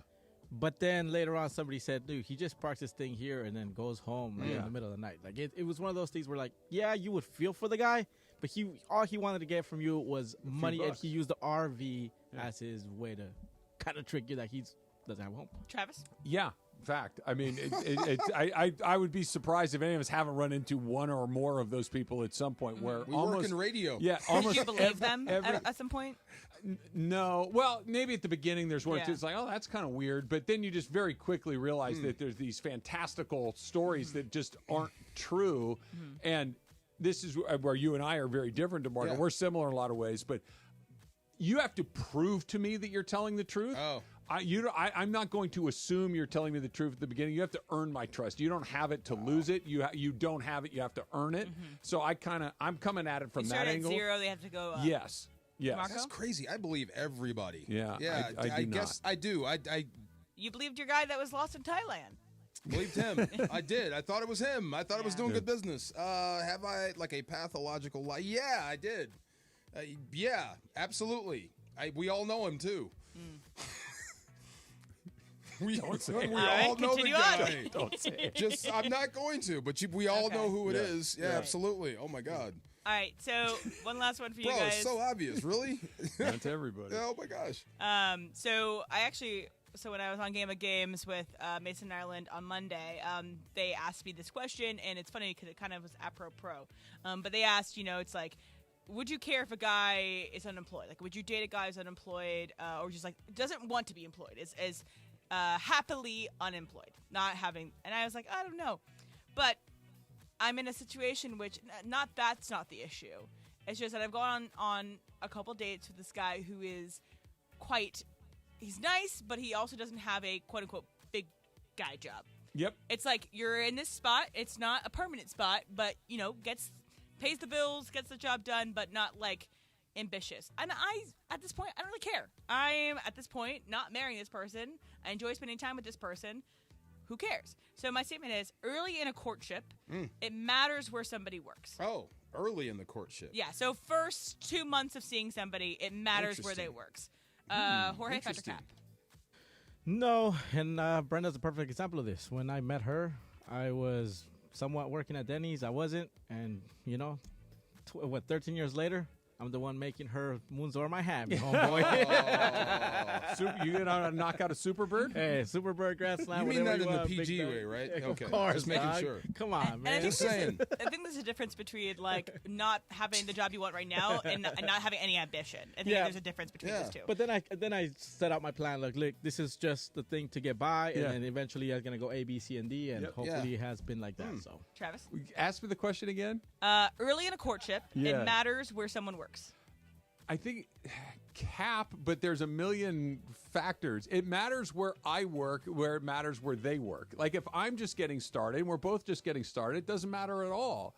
But if I'm established and looking for somebody because I think it's a tell. You can have a job that's not, and I hate to use this word, but not particularly air quote important.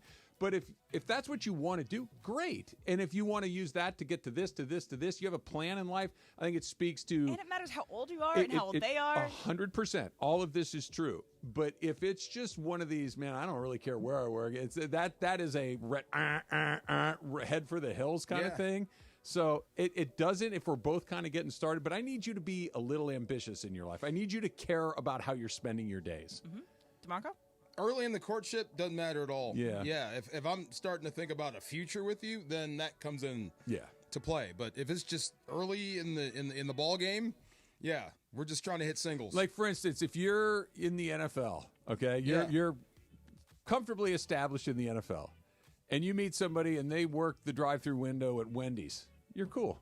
Absolutely. Okay, you're thinking about getting married. Bartender, whatever. Okay. I think so too. But if we're moving to the next level, I mean, what is your plans beyond this? Beyond spending my money. Did you have a plan beyond this? Cristiano Ronaldo's wife worked at the Gucci store or something like that. Yeah. Walked in, bought some stuff. It's like, hey, you're kind of cute too, and how you doing? He put on the cape. If he can pay for the date, that's okay. He put on the cape. Yeah. That pathological liar guy.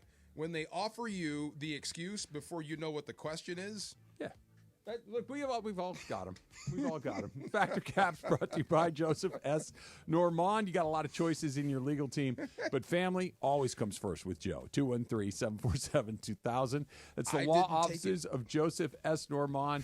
213-747-2000.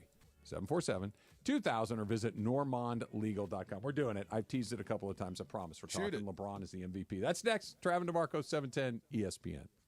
Mason and Ireland. You can pull it if you want, but I'm not doing it again. That's Mason not was right about everything he said. Right. Yeah, I love when I hear that. The biggest show on the radio, weekdays at noon. On 710 ESPN. Hey football fans, there is nothing sweeter than a cold glass of Stella Rosa and watching your team compete. But Stella Rosa wants to make it even sweeter and hook you up with the chance to win an experience to the biggest game of the college football season. You could win 2 tickets to the game, airfare, and a hotel for you and a friend. Head over to ESPNLADreamTicket.com to enter the Dream Ticket Sweepstakes presented by Stella Rosa, America's favorite semi-sweet, semi-sparkling wine. Please celebrate responsibly. Must be 21 or older to enter.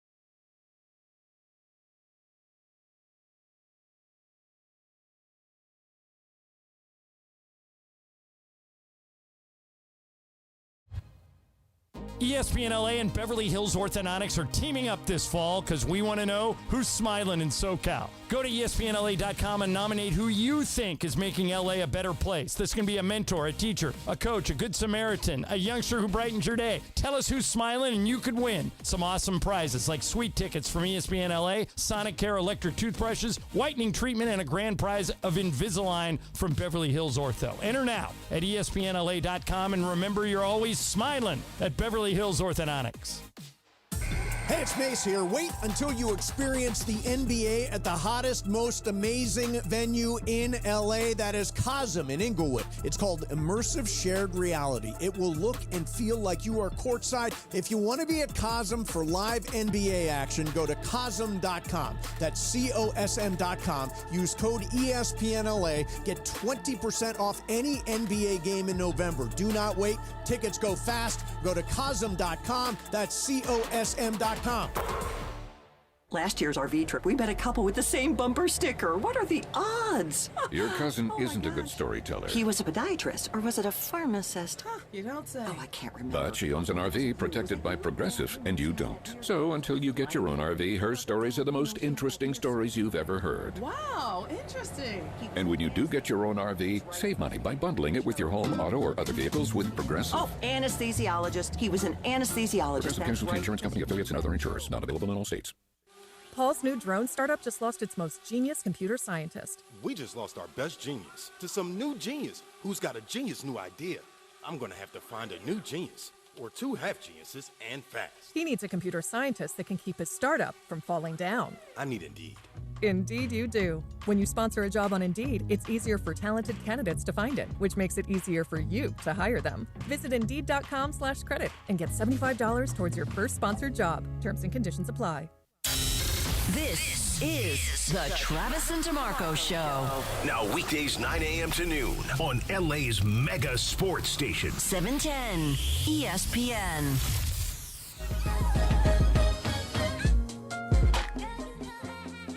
Do you like the Super Bird from Denny's, DeMarco? Have you had the pleasure? The Super Bird? Yeah. What's the Super Bird? It's a grilled turkey and cheese sandwich. Swiss cheese. With Swiss cheese on sourdough, crispy sourdough that that they put on fly. Yeah. And there's a big, thick slice of tomato in Two there. slices of bacon, the turkey, and a slice of tomato. It's on called Super Bird. Super Bird. Never had it. Oh, that sounds good though. Yeah. Oh, I've had moons over my head. Oh, yeah. that's bomb. A lot. Let's go. Yeah. You know what's good on the moons over my head? Instead of scrambled egg, get it over medium, so a little bit of that runny. yolk pops Runny. out. Yeah. Oh, bro, thought I was the only one that liked over medium. Oh, no, that's the way to go. Over medium's the joint, right? Oh, yeah, that's what I'm talking about. Because it's just, you get a runny, but it's also a little cooked on the edge. Yep. You get best of both worlds. Dad hates when I order that. He thinks I'm being complicated. What? Yeah, he thinks I'm being over medium. That's like, he calls me bougie. For what? Yeah, Stop. bougie. Confused. You got to order your eggs bougie. Over medium? What is a non-bougie egg? Scrambled. He's a scrambled or fried hard. Well, those are fine too. Right. So right. if I went to breakfast with your father, yes, and I ordered some soft boiled eggs, what would his response be? He would probably get up and leave. Poached. By the way, a poached egg's damn good. He would give you the death stare, basted, look you up and down, and then leave. Poached egg is good, DeMarco. Wait, have you guys seen these eggs that it's kind of scrambled, but they put it on top of rice, and then you can it's like a pouch basically. Like it's poached, right? No. Okay. This is so it's not poached because poached stays white. Yeah. This is fully scrambled, but you have to shake the thing, and then it I saw that. turns into a pouch. Yes. You can cut down the middle, and then it's like a runny egg burrata comes cheese out. almost Yeah, that you cut open and it kind of that thing. Yeah. Okay. And it's usually looks like over a balloon, rice. right? Yes. Yeah. I've seen that. Yeah. Okay. I could eat 100 of those. Really? Okay. Oh my god. So if you're at Denny's, get it over easy, over medium, put it on top of your hash browns, and let all that yolk go on your hash browns. Okay. And half a bottle with of Cholula. Salt. Yes. Yes. After a long night of clubbing, sure. And then you order extra toast so that plate looks like it came out of the dishwasher when you're done. English muffin. Yes. Oh, sure. Same. Yeah, There you great. go. English muffin. Nooks and crannies There you tomorrow. go. You need the nooks Absolutely. and crannies. LeBron, is it 3 triple doubles in a row? 3 in a row. 3 in a row for this year. In 7 games. No, they're 7 and 4 right now. 11 games. 11 games. Yes. So in 11 games, The only person with more, I believe, is Nikola Jokic, which is 6. who is a 3-time MVP, 3 in the last 4 years. Okay. Yes. And is 29 years old. And he's 29 years old. LeBron turns 40 next month. Yeah. Let me say that again. LeBron James turns 40 next month, and I'm about to throw something at you that on the surface should sound ridiculous. It's not ridiculous. LeBron James is an MVP candidate. That's not surprising. Any other 40-year-old best player on the planet. Yeah, he's in the mix, and that he's I don't know if he is anymore, but he's not far off either. Yeah. He's still kind of in there, and if they need him to play at that level, triple double. MVP caliber basketball. That's actually very bad news for the Lakers. You think so? I know. It means you're asking way too much of a guy at this point.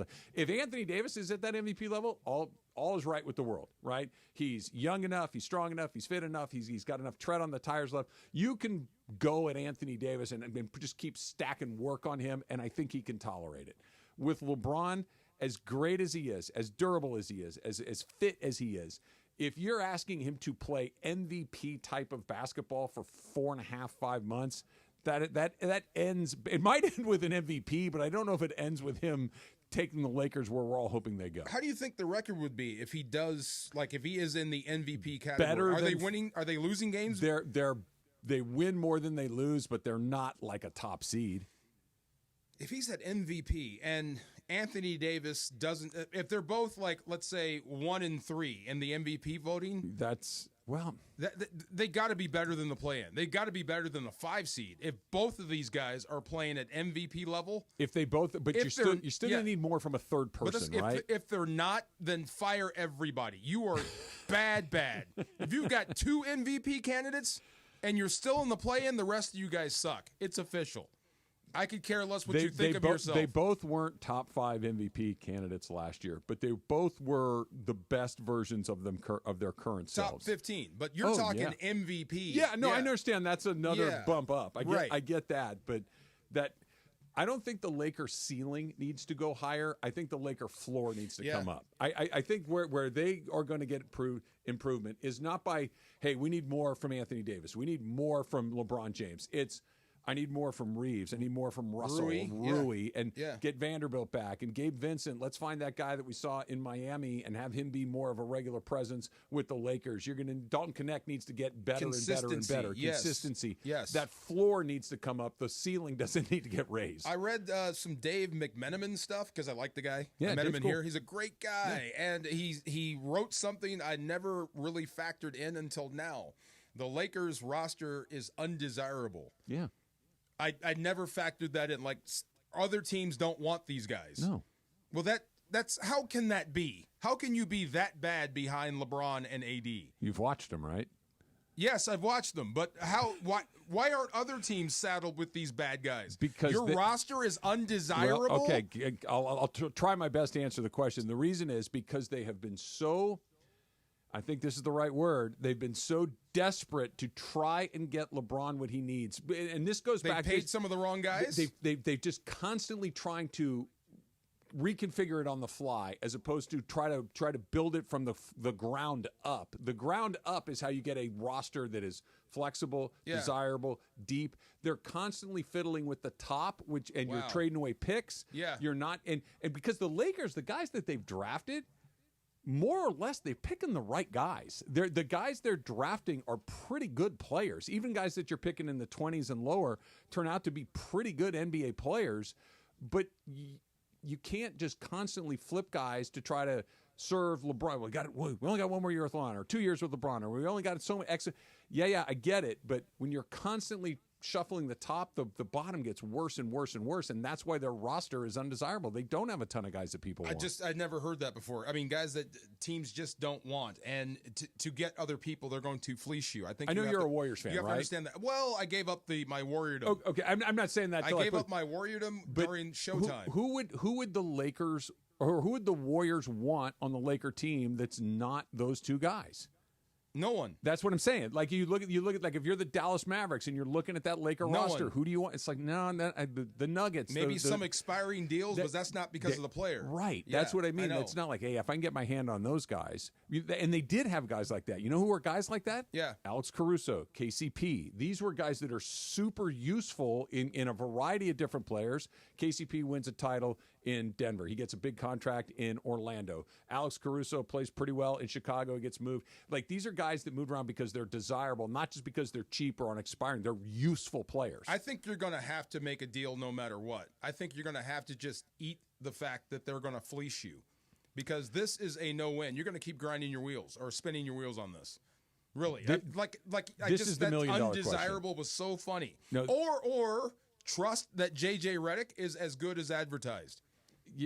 Look, he's not a magician. He can't make a C player an A player. Yeah. Nobody can. And I never thought for a second the Lakers and the Rams are kind of in similar situations. They are. You're on a clock with older guys. You're and on you a have clock to win with now. older guys. Yes. And I think, the question that you're asking is the most. We can come back when we talk about this on the other side. The question is, how much do you spend, both metaphorically and literally, to try to take another bite at this, to try to move up incrementally, or do you have to just realize, hey, listen, we got to start making our roster more desirable on the back half as opposed to just constantly tinkering at the top? That's the million-dollar question. That's coming up next. It's Travis DeMarco, 710 ESPN. LA's mega sports station. 710 ESPN. When pain keeps you from doing what you love, Hoag Orthopedic Institute gets you back to you. We are ranked number 18 in the nation and number 1 in Orange County for orthopedic and spine care by U.S. News & World Report. From the surf to the green, our world-class doctors are there, which is why more Californians choose Hoag Orthopedic Institute for orthopedic and spine care more than any other hospital. At Hoag Orthopedic Institute, there is no one better at getting you back to you. Proudly founded by premier physicians in partnership with Hoag. Learn more at HoagOrthopedicInstitute.com. Take a sip of sunshine this season with Milagro Tequila. What's up, guys? It's D-Far. Milagro Tequila is made from 100% blue agave, crafted for bright flavor and exceptional smoothness. Enjoy the freshest margaritas with Milagro Silver, mix up some palomas with Reposado, or simply sip Milagro Añejo on the rocks. Milagro at your favorite retailer, in stores, and online. Welcome to the brighter side of tequila. Milagro Tequila. Must be 21 and over. Please enjoy responsibly. Hi, this is Sean McVay of your LA Rams. The Rams play here. KSPN, Los Angeles. 710 ESPN. A good karma brands radio station. This is the Travis and DeMarco Show. Now weekdays 9 a.m. to noon on LA's mega sports station. 710 ESPN.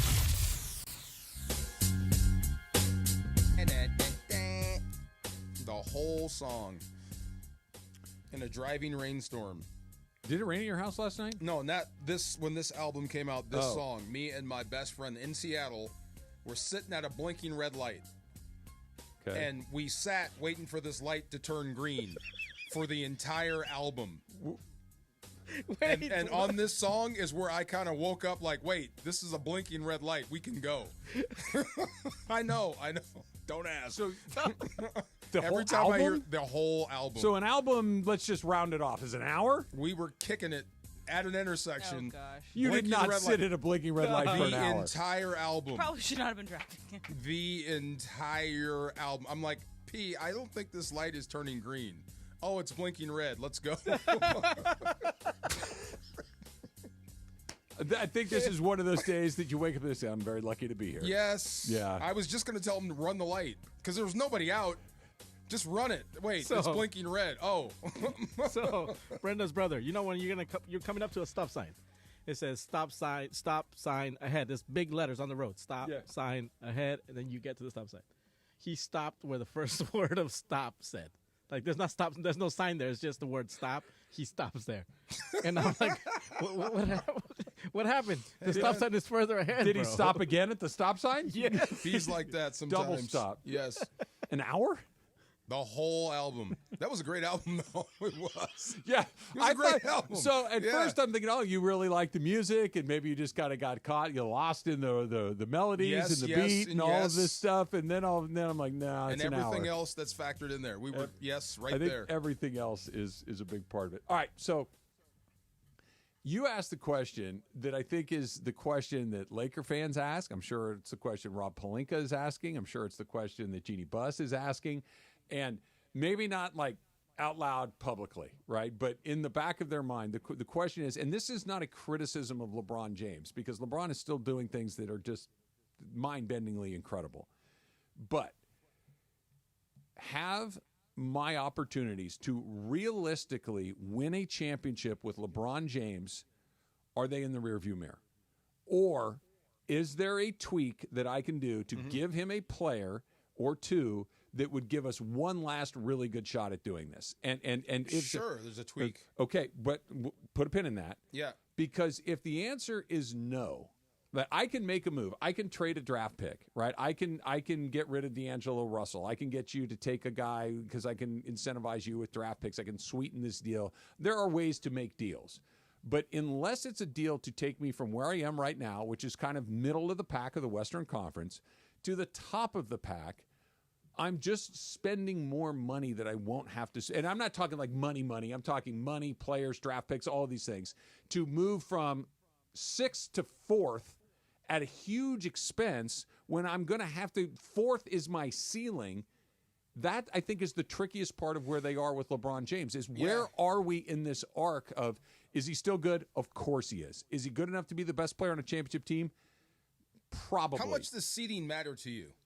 Well, I think depends on matchup. So we did this not too long ago. The NBA champion almost always comes out of the 1 or the 2. Occasionally you'll get a 3, and then once in a blue moon you'll get something lower than that. But it's almost always coming from the top. Okay. Not every time, but most of the time. But if they're playing, those two guys are playing at an MVP level, it almost doesn't matter what your matchup is. It could be Denver, it could be this, it could be Sacramento, it could be anybody, right? But when they're playing at their peak and playing great basketball, those two guys should overcome other great teams, or at least you're in the hunt. Here's the problem. Yeah. That's exactly what happened last year. They're out in the first round. True. Okay, so you're going to need more help. But you need more help. Those two guys with these other guys, it's not enough. So I'm just arguing the point of moving from 7 to 4. So if seeding doesn't matter, getting help does. So sure, I'm reading these rumors, and these are always fun. Say Miami moves on from Jimmy Butler. Mm-hmm. Would you say yes to that? I would. What's the cost? I don't think you can answer it in a vacuum. And I wouldn't care. And if that moves you from 7 to 4, I still wouldn't care, because if I put these 3 guys on the floor, no matter where we're seated, we have a chance to beat the team across from us. That feels a Or lot like us. the Russell Westbrook deal that they made, which was a catastrophe. But I think Jimmy Butler fits better than Russell Westbrook. I do too. Yeah, I do too. I think that he is a better fit. But that is, again, Jimmy Butler is an older player. This is mortgaging more of your future for the present. I thought we were there already. We are. And I'm not saying it's a terrible idea, but you better be real sure that what you're adding kind of kicks you to a whole other layer of competition. I think if you add a Jimmy Butler to AD and LeBron playing the where they're playing, I mean, that changes a lot in the West, but it's a pipe dream. I don't think Miami's going to move on. What about Miami's kind of stuck in a weird spot too. They're getting old fast. What about Dame Lillard? No, hell no. A shooter? Dame Lillard, look, he's playing with the best player in the world, arguably, right? And they are struggling because he's still a good player, but the Dame Lillard, the guy that was one of the best in the league, that guy's no longer with us. And no defense, too, and that's not what the Lakers need help on defense. Yes. I mean, look, anybody that can run is going to give the Lakers problems. The Lakers just do not get back. We all know this, right? So it's either you're going to rebound or give up points on the other end. So if you're looking for defense, talent. I would forget defense and just go and start scoring. No Trae Young? We're all done on that one? I hate that idea.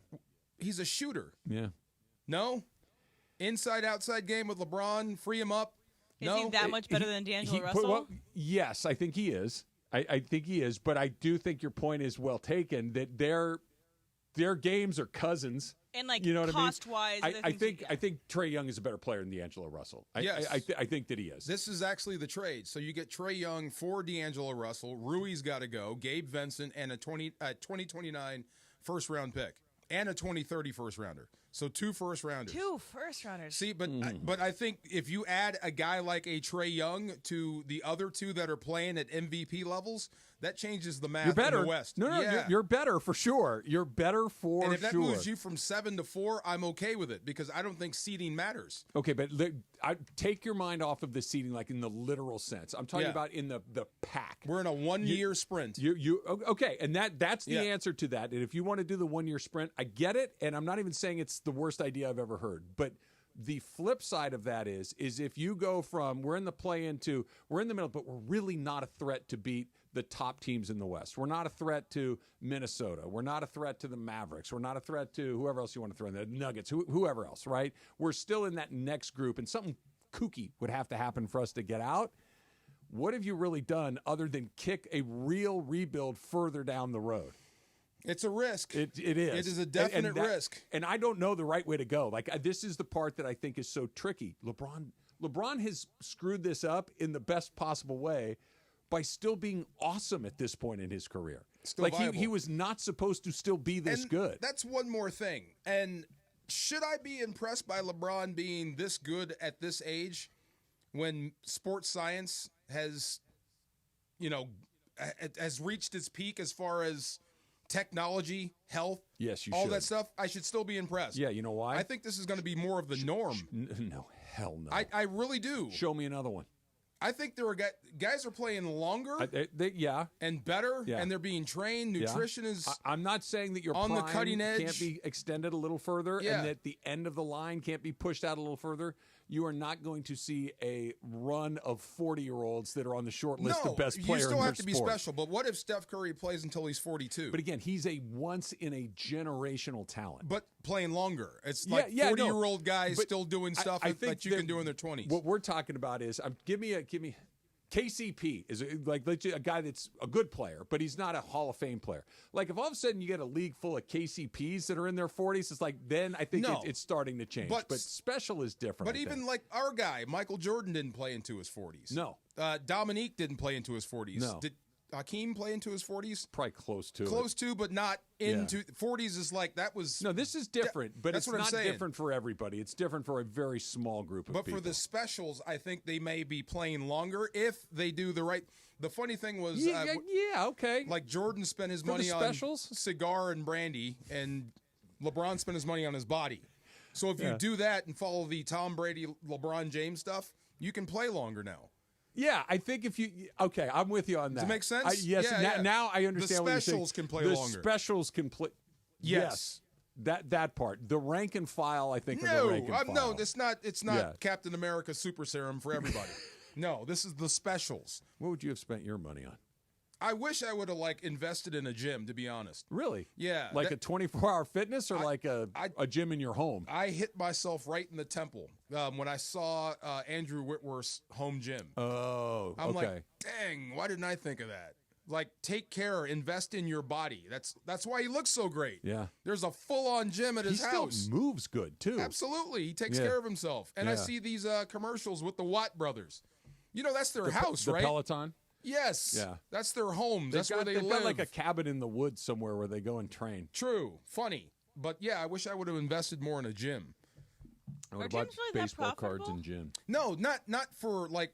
Oh, but for your own. Own gym. He's talking home gym. Home gym. He's talking build something in the basement or the backyard. I wish I would have invested in that, more into that. I would have had country club memberships and wine. I would have been more like Michael and I would get along. We both like wine and playing golf. There you go. He wants to stay out late. He can go do that by himself. I'll still go to bed at 10 o'clock at night, but I'll be there for the tea time in the morning. If Michael Jordan did take care of his body like LeBron, how many championships do you think he'd have? I think he would top Bill Russell. It's hard to argue against. If you could have extended his prime another 5 years, come on. Somebody had to beat him at some point, right? Michael Jordan at his prime, the prime Jordan, that guy that we all know and love. Let's say that he didn't decide to play baseball. Right. They just, and stayed. There's 2 more. That's 8. Go all through and then add 5 more to that. 5 more prime years. Somebody comes along, right? I don't think it would matter. That's what I'm saying. Maybe not. I'm trying because on the front, Larry Bird was in the way. Magic Johnson was in the way. Yeah. Like the front end of it, there was. Once those guys cycled out, it was just Jordan's league when he was the best ever. Extend that out a few more. I mean, that would be ridiculous. How old was he when he was playing with the Wizards? He was in his late 30s at least. And he was still pretty good. That's the thing. He was stopped playing at 39. Okay, yeah. Still pretty good. And he was a little overweight. Right. Nothing crazy, but he was a little overweight, but you could tell his game had changed dramatically. He was kind of earthbound. Great way to put it. Earthbound. Gravity worked. He still was a really good player Oh, at yeah. that point in his career. Like, he wasn't Air Jordan. I mean, but he was averaging 20 points a night, 22. That's what I'm saying. He had to. He was, but Nothing, he was still good. He wasn't doing what LeBron's doing. That's what I'm that's a saying. different No, deal. imagine Shaq with LeBron's work ethic. Right. I told you what Tom Tolbert told me one time. Have I never told you the story? So Tom Tolbert had played in the league played with the Warriors, the Clippers, Magic, maybe a couple. I know other Tom. teams. Yeah, Yeah, you know good Tom. dude. He told me, and this is when Tom was still playing in the league, and he was teammates with Shaq in Orlando. Yeah. And he said, not like hyperbolic or to be funny or anything. He said if Shaquille O'Neal ever learned how to make 80% of his free throws, they'd have to change the rules. He'd be unstoppable. There would be no way to deal with that. Like the game would have to be reconstituted with different rules. Yes. Because it's an indefensible player. Same thing with the fitness too, right? I'm just like in the era of like sports science and where we are now, and ACL injuries used to end guys. Oh, yeah. Now you can come back season. Sandy Koufax pitches another 10 years if they could put his elbow back together. That's what I'm saying. So, Yeah. I mean, should I really be impressed by what I'm seeing? I Yes, guess I you should. Yes. Stop asking that question. Your other question's a better one. That second one's a bad topic. Don't do that. Pick of the week. Emily, are you still on a heater? I think I'm like hitting like 80%. There are some days I've missed, but I'm hitting about 80%. That's a heater. It's coming up next. It's Travis DeMarco, 710 ESPN. Hey, D-Far here. Play your perfect combination at Pechanga Resort Casino, Southern California's premier resort casino experience. Why get yourself stuck in traffic when you can be at the best casino resort in Southern California in less than 1 hour? Pechanga gives guests all the amenities they expect of a world-class resort, exceptional entertainment, dining, spa, golf. Let's not forget round-the-clock gaming excitement, the immense casino floor, the 1,100 hotel rooms and suites, the spa, the golf course, 20 bars and restaurants, and so much more.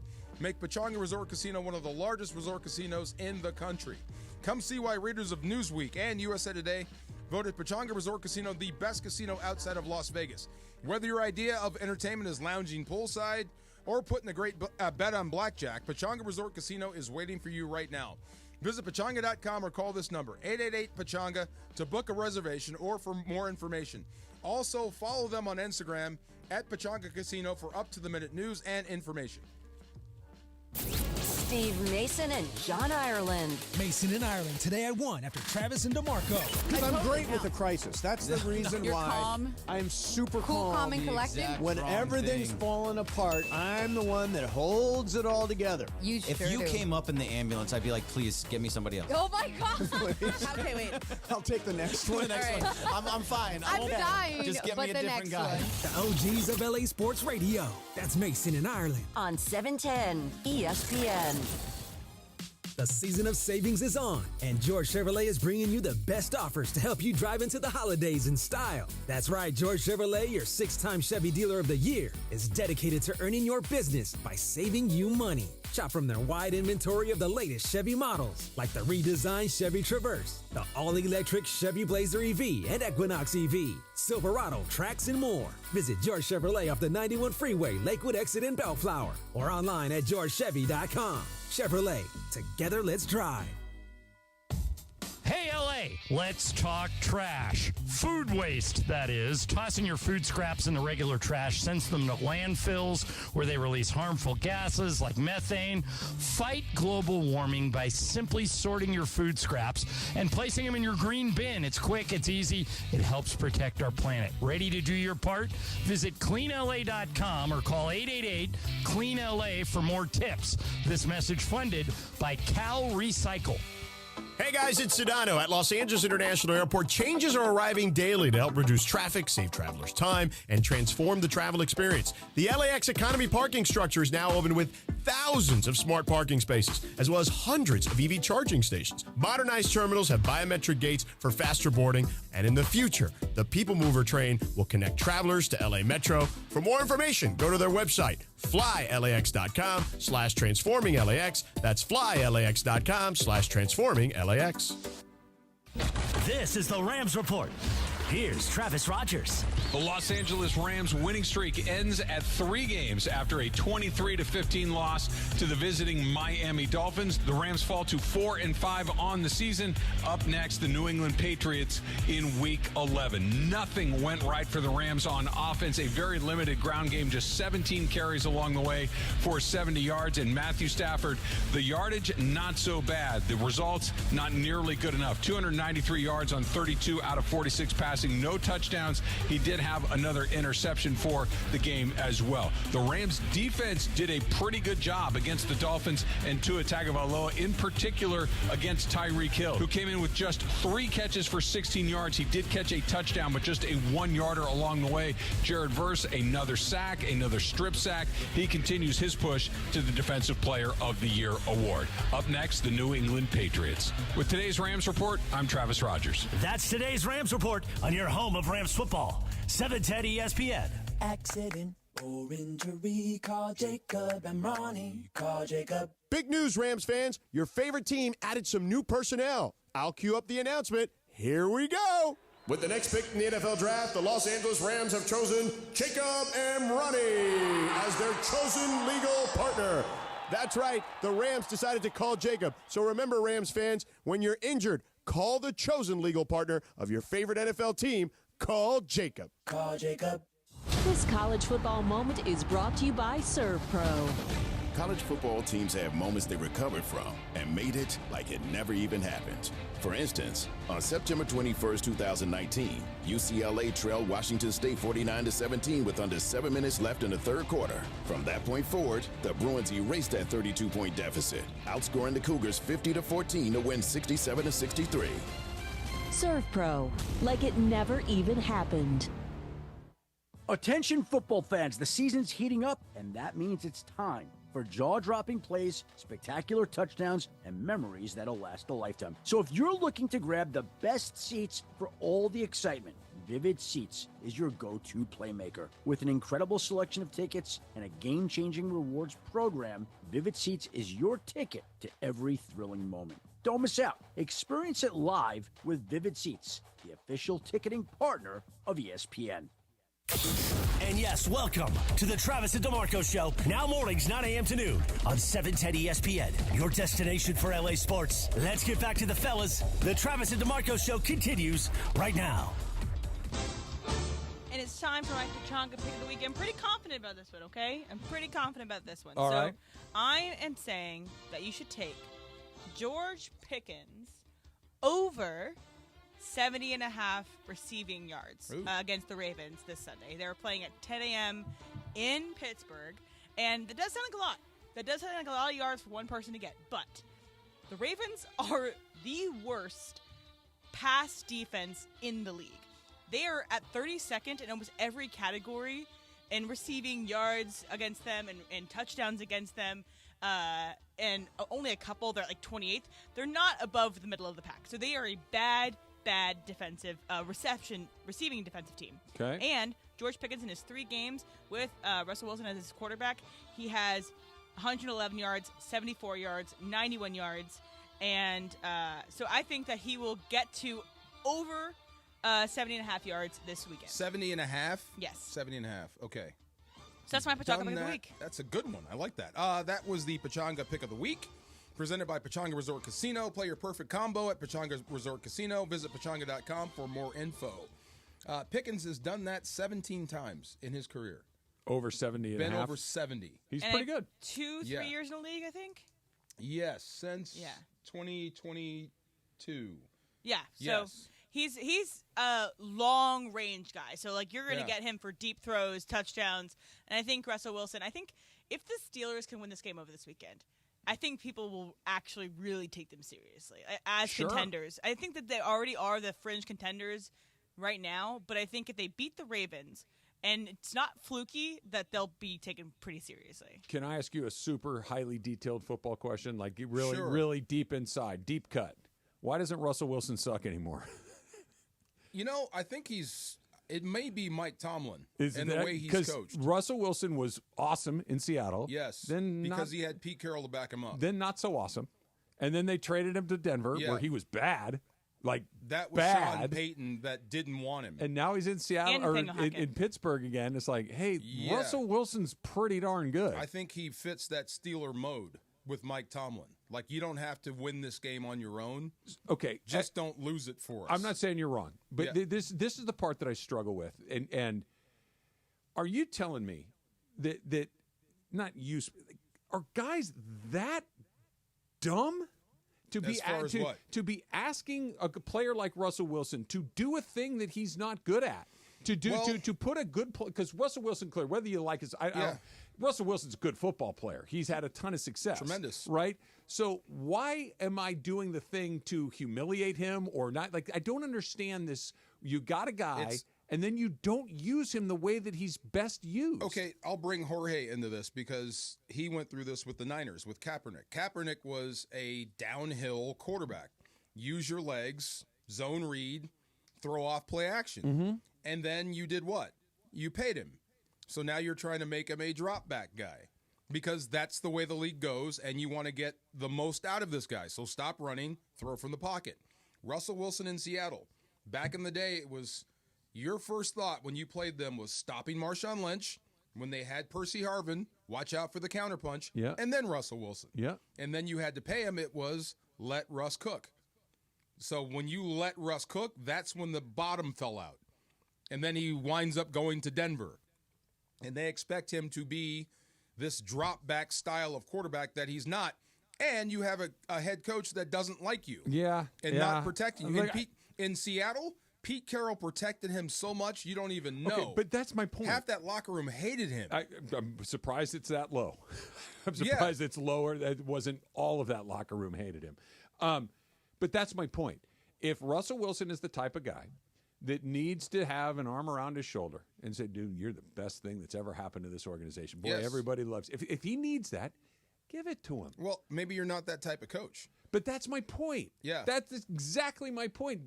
Okay, Your job as the coach is not to coach your way. Your job as the coach is to win games and get the most out of guys. Sometimes it doesn't work like Brian Flores and Tua.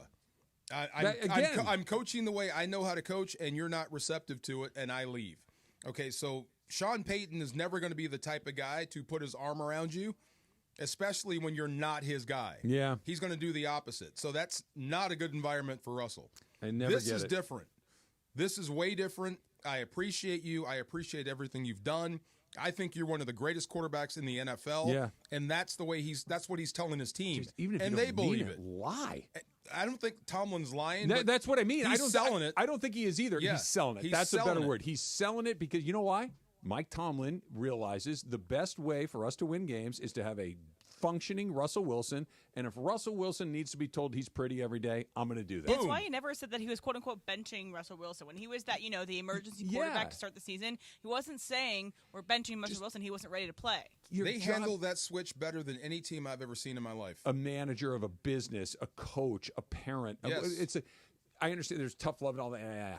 Your job is to get the most out of these people. Your job is to put them in a position to succeed, especially as a coach. My success is predicated on your success. I need you to go dominate your guy, and everybody's going to say, boy, DeMarco is awesome. Hey, that coach really got DeMarco.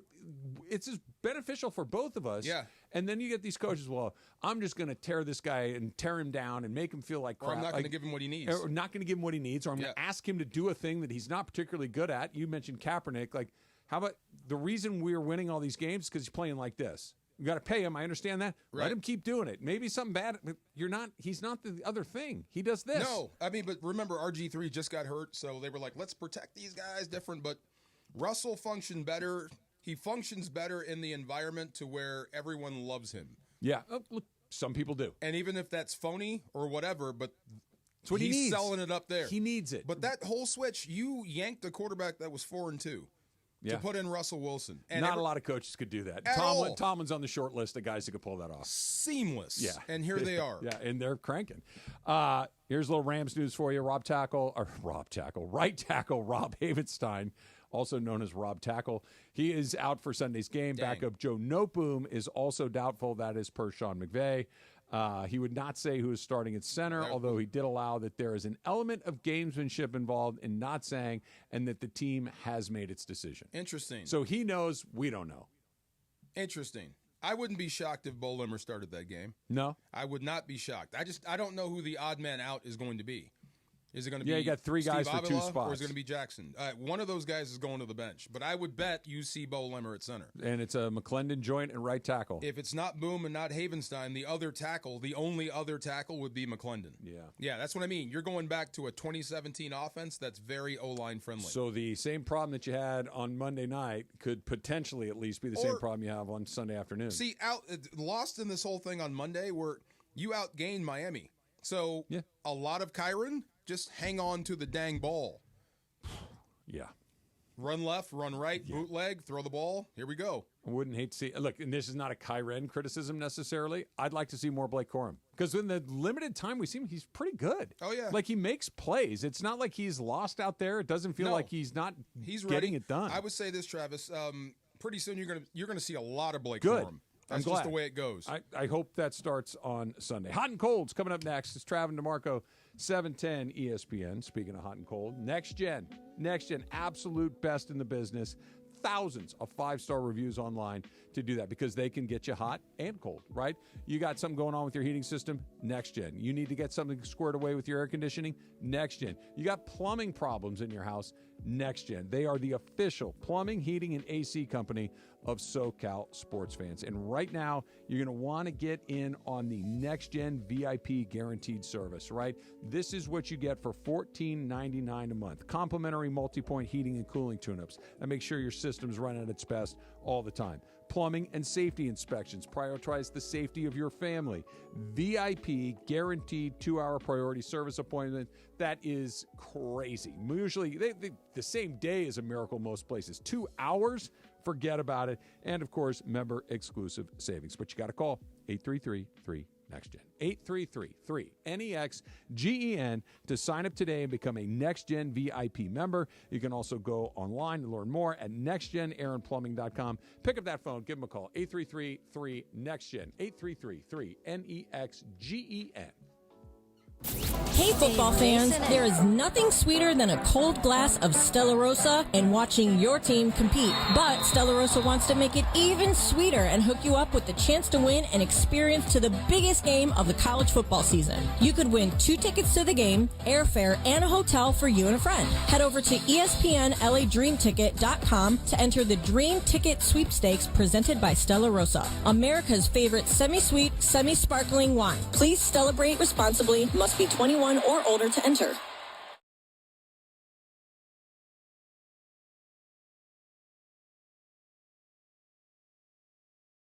On another with a rate of 29. The rate calculation is buried in the fine print. Bob and Liz at the office told me they had the same issue, so they called the Loan Exchange. Bob refinanced and paid off $50,000 in credit cards, and Liz got a home equity line and paid off $30,000. That makes sense. I'll call the Loan Exchange and get rid of these ridiculous credit card rates. 17 days later. Hon, we closed with the Loan Exchange today, and I found out the interest in our refi is tax deductible. I can't believe we didn't do this sooner. Every day we were lighting money on fire by paying those crazy credit card rates. Call the Loan Exchange at 855-752-9944 or go to theloanexchange.com. NMLS 1637539. Loan subject to credit approval. See website for licensing information, loan terms and conditions. Equal housing lender. That's 855-752-9944 or theloanexchange.com.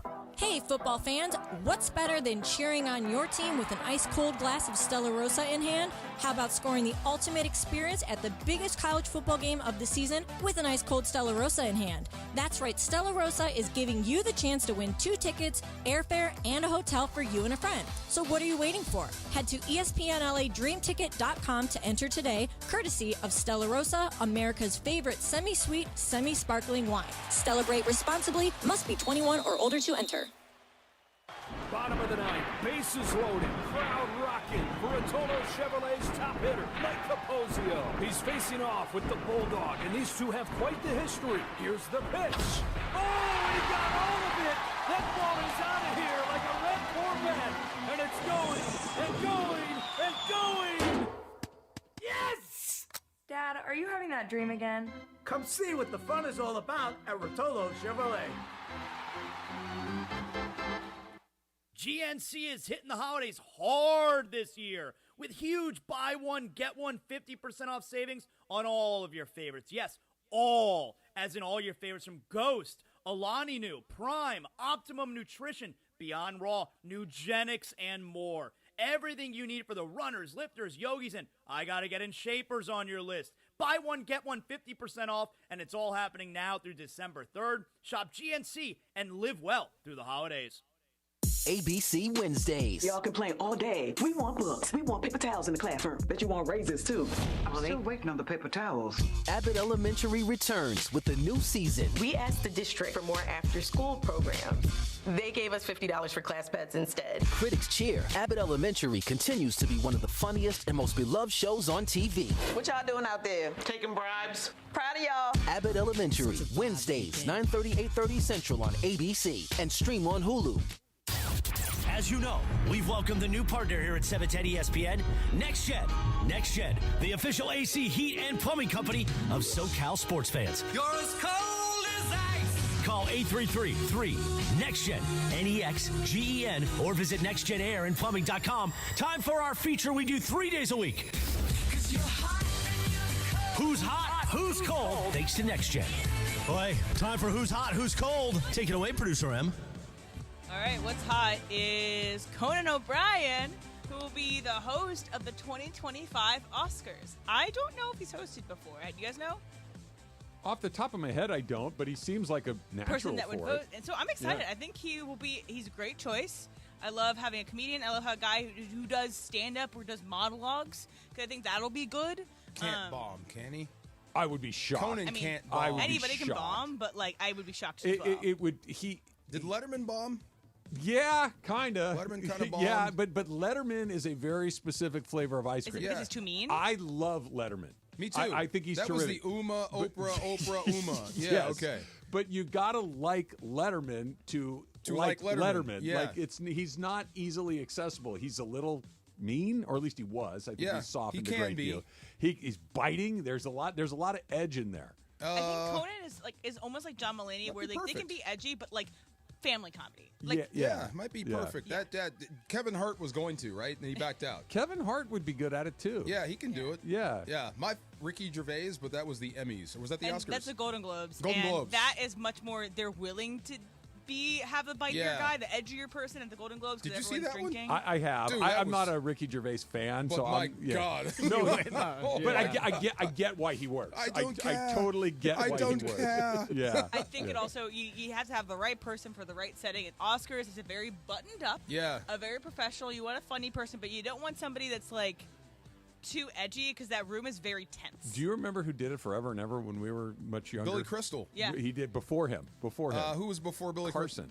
Johnny Carson. Okay, there you go. Yeah, Carson was the guy that just did it every year. Yeah. And it was just his gig. Billy Late night Crystal did host. it for a while, right? Oh, yeah. That's what I thought. Late Night Host is perfect. I mean, Jimmy Kimmel's been great both times he's done it. I mean, he had the unfortunate moment that wasn't his fault that happened With the Crystal? Moonlight La La Land. Oh, Kimmel. Was he was the host? Kimmel. Wasn't that Faye Dunaway? Kimmel's great. Yes, he was great, and he was great both times. It's just sometimes you think about it because he's the one who comes out and be like, "Hey guys, I'm sorry." If you ask me, of that world of people, I'd have Jimmy do them all. Yeah, I think he's really he's good the at best. it. Are you still into the Oscars?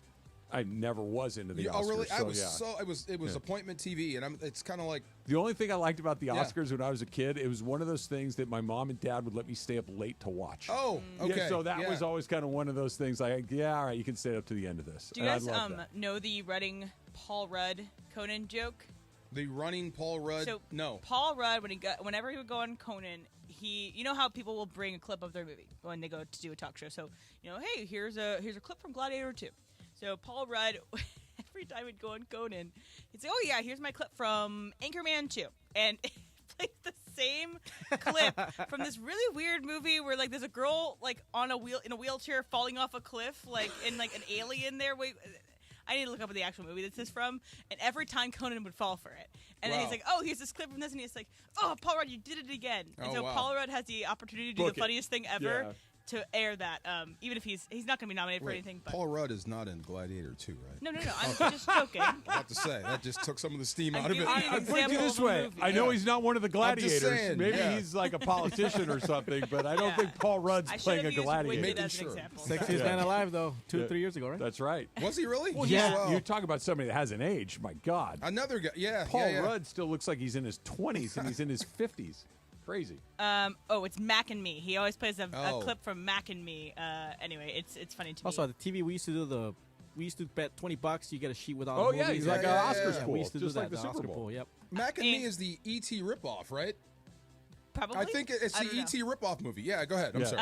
I unapologetically, I love the Oscars. It's one of my favorite date nights of the year. I like it a lot. I understand why people don't like it. Do you see all the movies? Like when they come out, like will you make it a point to try to see a handful of them, or do you see what you want to see, and if they're Oscar movies, great. If not, I see some of them before, but it depends on like if they win or not. I'll go see that movie like after they win. Okay. Yeah. I try to see 90 to 95% of anything nominated, like top to bottom, like any category. I think it was last year I had literally not only not seen any of them, I had not heard of like 80% of them. But you got Barbie and Oppenheimer. You'd heard of them. I had heard of them. And you'd seen Oppenheimer? I saw Oppenheimer. Yeah. All right, so what's Too cool, long. though, is bears. Because apparently some people in California are trying to do an insurance fraud scheme involving bears. And so in Lake Arrowhead area, you know how there's always those videos that go viral of people with their Ring cameras? Sure. And you see a bear or a wild animal get into their car and then like scotch up the car. They had bears in Monrovia. I think it was yesterday. Yeah, there I were mean, bears they're all in Monrovia in the trash cans. Mountain Yeah. lions, Yeah. things like that too. So this group of fraudsters are dressing up like bears, like bear suits, fur, everything, and doing this at night on these Ring cameras and crawling around their cars, and they have like scissors and knives attached to their hands, and just ripping up their cars to get insurance money. Wow. And so again, these Ring cameras aren't super high def, Sure. and so it's hard to tell the difference between someone in a bear costume and a real bear. But I feel like this is a lot to do to get some insurance money back. Yeah, right? it does. Because I understand what you're saying. The Ring camera's far away. It's probably like I can't really tell what that is, but I immediately think of Trading Places. Remember the guy in the gorilla suit? Oh, right? it was Jim Belushi. It's just it's so obvious when animals and people don't move the same. Oh, that yes. Yeah. Yeah. If I'm an insurance adjuster, somebody I'm like, yeah, that's a guy in a gorilla suit. That's a guy in a bear suit. That's a guy trying to take Allstate or State Farm's money. That's a scammer. But from a distance, if that's me, like that's not a bear, Mr. Farr. That's you. Well, prove it. Well, Prove that it's me. I would say in this situation, bear claws don't make cuts like that. You had scissors. This looks like you pulled them out of your kitchen. Oh, so now we're going to do the we're blade testing. We're gonna CSI this thing. Like there's a rip in my lining of my leather seats in my car that I made, and I dragged something and it caused a cut. Yeah. And that cut does not look like a bear claw. Right. It looks like a cut from something that drags. I mean, how do you know? You ever seen a bear claw cut before? I haven't. I don't know what they look like. How do you know, Mr. Judge? I would get on Wikipedia and I'd figure it out. I'd bring in the guys from Barnum and Bailey and have them. Or come what down about Joseph F. Normand to defend you? That's right. They're bears. I grew up in Arcadia. Now you wouldn't get bears in Arcadia very often, but Monrovia, the next town over, you get them all the time. Like they come, really? especially in the summer when it gets hot and water's hard to find. They come down, they go in people's pools, they drink, they eat the garbage out of the cans. Wow. Yeah. Aren't you supposed to get big? The bears up Hey, here bear! are smaller bears. Oh, They're like okay. little black bears. They They're not- run? They're pretty. Okay. They're now when they got their little cubs. Oh, then they get protected. Stay the hell away Okay. from them. But yeah, they're not super big. You would see them, not occasionally, but yeah, they're out there. Wow. I've only seen one bear in the wild, and it was huge up in That would- Seattle. Monstrous. I've never seen a butt that big. Goodbye. Yeah, the chicken just disappeared because I'm watching this coop and there's chickens. I blink and there's feathers. I'm like, your chicken just exploded. Oh yeah, that's a snack. It was a bear. Was it a brown bear? A big brown bear. She came out with a shotgun, shot it in the air. This bear stood up and ran off. Yeah. I've never seen a butt that big in my life. It was huge. Did you ever see The Great Outdoors? Yes, I have seen The Great Outdoors. I picture you Wow. in the blowing a mohawk through the top of the bear's head. Scared to death. I had a scary moment. I was hiking in Wyoming, and I was by myself. But it was a populated trail. It wasn't like I was going off on the beaten path. But like I had bear spray with me. But I'm walking along, and I see bear footprints of bye-bye. and this is grizzly bear territory. Bye-bye. So no, thank you. Yep. See ya. I wouldn't go out there. You can give me an AK-47. I'm not walking through there. But Bear I'm in the middle spray? of the woods. I can't go this way or that way. How do you know it works? Yeah, I'm right. How do you know the bear spray works? Yeah. Well, it's been tested. The bear spray does work because it goes off in cars and it's basically poison. Good That's luck. a lot of trust. Good. Yeah. I was Just, you know where bear's not going to get me? What? My living room. There you go. I'm Right. good. I'm in a bear-free environment. Who's Hot, Who's Cold is brought to you by NextGen, the official AC heat and plumbing company of SoCal sports fans. Give me a shout. 833-3-NEXTGen. 833-3-NEXGEN. The Dump, Super Crosstalk, coming up next. It's Travis DeMarco, 710 ESPN. The most followed sports radio station in America. 710 ESPN. At ESPN Los Angeles on Instagram, Facebook, Twitter, YouTube, TikTok, and Twitch. LA's mega sports station. 710 ESPN. When you're hiring, ZipRecruiter's technology makes finding qualified candidates for your job easy. What if the rest of the world was as easy as ZipRecruiter? Math problems wouldn't be so problematic. K equals 42. And summiting Everest would be a walk in the park. In the meantime, if you want to make your hiring easier, use ZipRecruiter. And right now, you can try it for free at ZipRecruiter.com/LA. ZipRecruiter.com/LA. Gear up and get out to Kelsey's at Pachanga, the top spot in the Temecula Valley to watch all the Monday Night Football action. Dozens of TVs means all your favorite games, plus a M&F food menu fit for the greatest fans. Sliders, loaded tater tots, pulled pork pizza, and a lot more. Plus, you'll find beers on tap and incredible craft cocktails at Kelsey's. Visit Pachanga.com and follow at Pachanga Casino on Instagram for info about special and exclusive NFL team appearances. We'll see you at Kelsey's at Pachanga. Hey, LA, let's talk trash. Food waste, that is. Tossing your food scraps in the regular trash sends them to landfills where they release harmful gases like methane. Fight global warming by simply sorting your food scraps and placing them in your green bin. It's quick, it's easy, it helps protect our planet. Ready to do your part? Visit cleanla.com or call 888-CLEAN-LA for more tips. This message funded by Cal Recycle. The season of savings is on, and George Chevrolet is bringing you the best offers to help you drive into the holidays in style. That's right, George Chevrolet, your 6-time Chevy Dealer of the Year, is dedicated to earning your business by saving you money. Shop from their wide inventory of the latest Chevy models, like the redesigned Chevy Traverse, the all-electric Chevy Blazer EV and Equinox EV, Silverado, Trax, and more. Visit George Chevrolet off the 91 Freeway, Lakewood Exit in Bellflower, or online at georgechevy.com. Chevrolet, together let's drive. Inspired by Southern California's laid-back yet active lifestyle, Travis Mathew creates premium men's and women's apparel designed to make you look and feel your best no matter the activity. Now, Travis Mathew brings that same style to USC fans with their first ever collegiate collaboration. Designed with the iconic Cardinal and Gold, this collection carries the tradition and legacy of USC. Gear up for game days and style. New customers get 20% off their first order with code 710 at travismathew.com. That's code 710. Offer valid online only.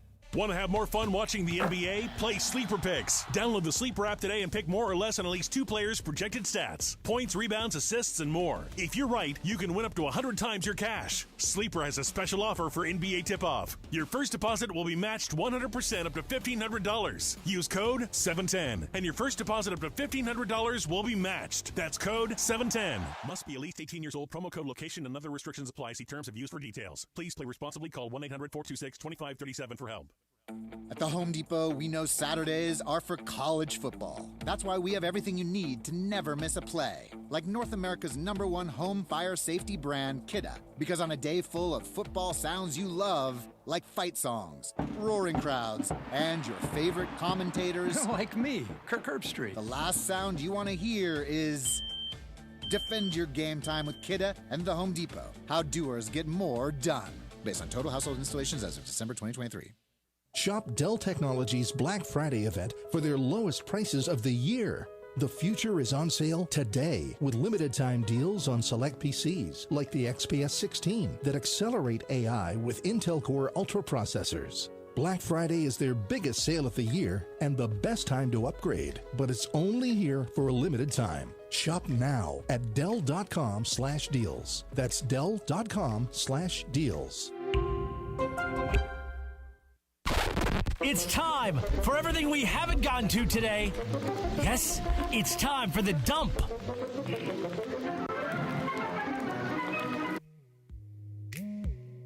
Did we lose Jorge? He's going to get his car fixed. He's got a guy. He's got a guy. He's got a guy. Who that guy over there? What do you got, Em? I was like, I think this is a engineered story specifically for Travis. So this is it. So it's something involving Paul Skeens' rookie Paul card. Skeens. So the Pittsburgh Pirates announced Friday that they are offering a package of perks, including 30 years worth of season tickets at PNC Park in exchange for a coveted one-of-one Skeens rookie card. The card in question is part of the 2024 Topps Chrome update. Yeah. So that released last week. In addition of being a one-of-one card, this card features Skeens' autograph, an MLB debut patch he wore on his jersey during his first MLB regular season game. Can't believe I know what all this means. I'm embarrassed for myself. So here's the full package. Like, if you get this card and you return it to the Pirates organization, you do not keep it. Yeah. This is what you get.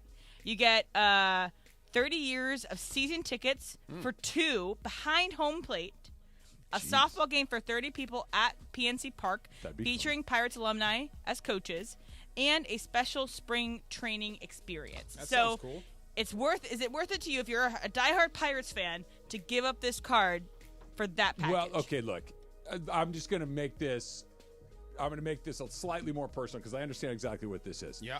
I'm going to make this a Shohei thing instead of a Paul Skeens thing, and it's the exact same package for the Dodgers and all of these perks, sit behind home plate for 30 years, et cetera, et cetera. What are you giving up? I got to give up the one-of-one Shohei Ohtani baseball card that's got the uniform patch, it's got an autograph, and it's just out there somewhere. Somebody's going to open a pack of baseball. Valuable. Okay. Bingo. Okay, go ahead. Bingo. No, you put your finger right Yeah. on it. I don't know what it's worth, but it's worth a lot. And my emotions are cool. I'm a Dodger fan. I'd love to meet Shohei, give it back, help the team. But if you're somebody, that thing's worth, I don't know, $8 million, we're going to auction. You dang right. We're going to auction. You can buy those season tickets. We are, and I don't need to go to every game. Yeah, exactly. You know, I'll if you wanted to go to the game, you could. That's kind of a money buys stuff. Yeah, you're taking the low end if you take the package, right? Heck yeah. Look. But it might get somebody who isn't, or just somebody who would really like this. Did you ever collect baseball or football cards as a kid? No. No. What about when you were on a football card? I've got every card I was on, but I never really collect. I did. I think I did for a minute and stopped. Yeah. Yeah, because like once you bend the corner, it's no longer worth as much. That part I don't like it at all. I did collect comic books. Okay, same way. Same idea. Same idea. thing. But you didn't collect them because you're like, hey, this Spider-Man 247 is going to be worth. You liked because you like Spider-Man, right? You just wanted the book. You liked the drawings, or were you investing in this? We were nerds, so I would buy 2. Okay. Especially when they first came out. Yeah. So I would buy one for me to read and one I would put away. Oh, okay. Yeah, so you were playing the long game. Of course. That's yes. Like, I hate that card is worth that much. Because people, I like to open and go, oh, look, I got a Ron Say. Awesome. Yeah. And then throw it in the shoebox. I always wonder, like, who's going to buy this? Who's going to spend $8 million for a card? And then somebody always. The guy that owns Pokemon, the guy that owns the Diamondbacks has like the most extensive baseball card collection in the world, and it's worth tens of millions of dollars. B, are you into Pokemon stuff? No, yes. When I was a kid, yeah. What was Pokemon the card cards. that Noah Lyles had? Oh, it was like the Charizard or something like that. It's I'm pretty sure. Pokemon card, and it's worth like a cajillion dollars. Yeah, I know. $10,000. Something's ridiculous. But is that any more ridiculous than a Paul Skeens? No, it's the same thing. Same right? thing. Yeah. Yes. Yeah. All right. I guess now I got to go to Target and buy baseball cards. Why not? Yeah. It's much better when I'd ride my bike to the liquor store, Rocky's Liquor in Arcadia, what up? And you'd ride your bike up there with a couple of bucks, and you'd come home with like 5 or 6 packs of cards. And a slushie. And a slushie. And you know what I always went for? What? Chocodile. Oh, the Chocodiles. Yes. I know. Yeah. So good. By so the way, key. It was a Yu-Gi-Oh card, not a Pokemon card. Yu-Gi-Oh. Yes. Jaden Mayava is going to start for USC coming up this weekend. If he wants to be the USC quarterback moving forward, he needs to be terrific starting this weekend through the end of the line, because I would imagine SC, even if Maeva is really, really good, they're going to go looking for quarterbacks this offseason. I'll throw a name at you. Marcus Mariota. Okay. Be that guy. Be the dual threat runner-thrower that SC needs, that Lincoln Riley needs you to be. Then you're the starter for the rest of the year and going into next season. And at least you have a head start going into next year, right? But either way, I'm going shopping. Yeah, either way, I'm going NIL shopping for another quarterback.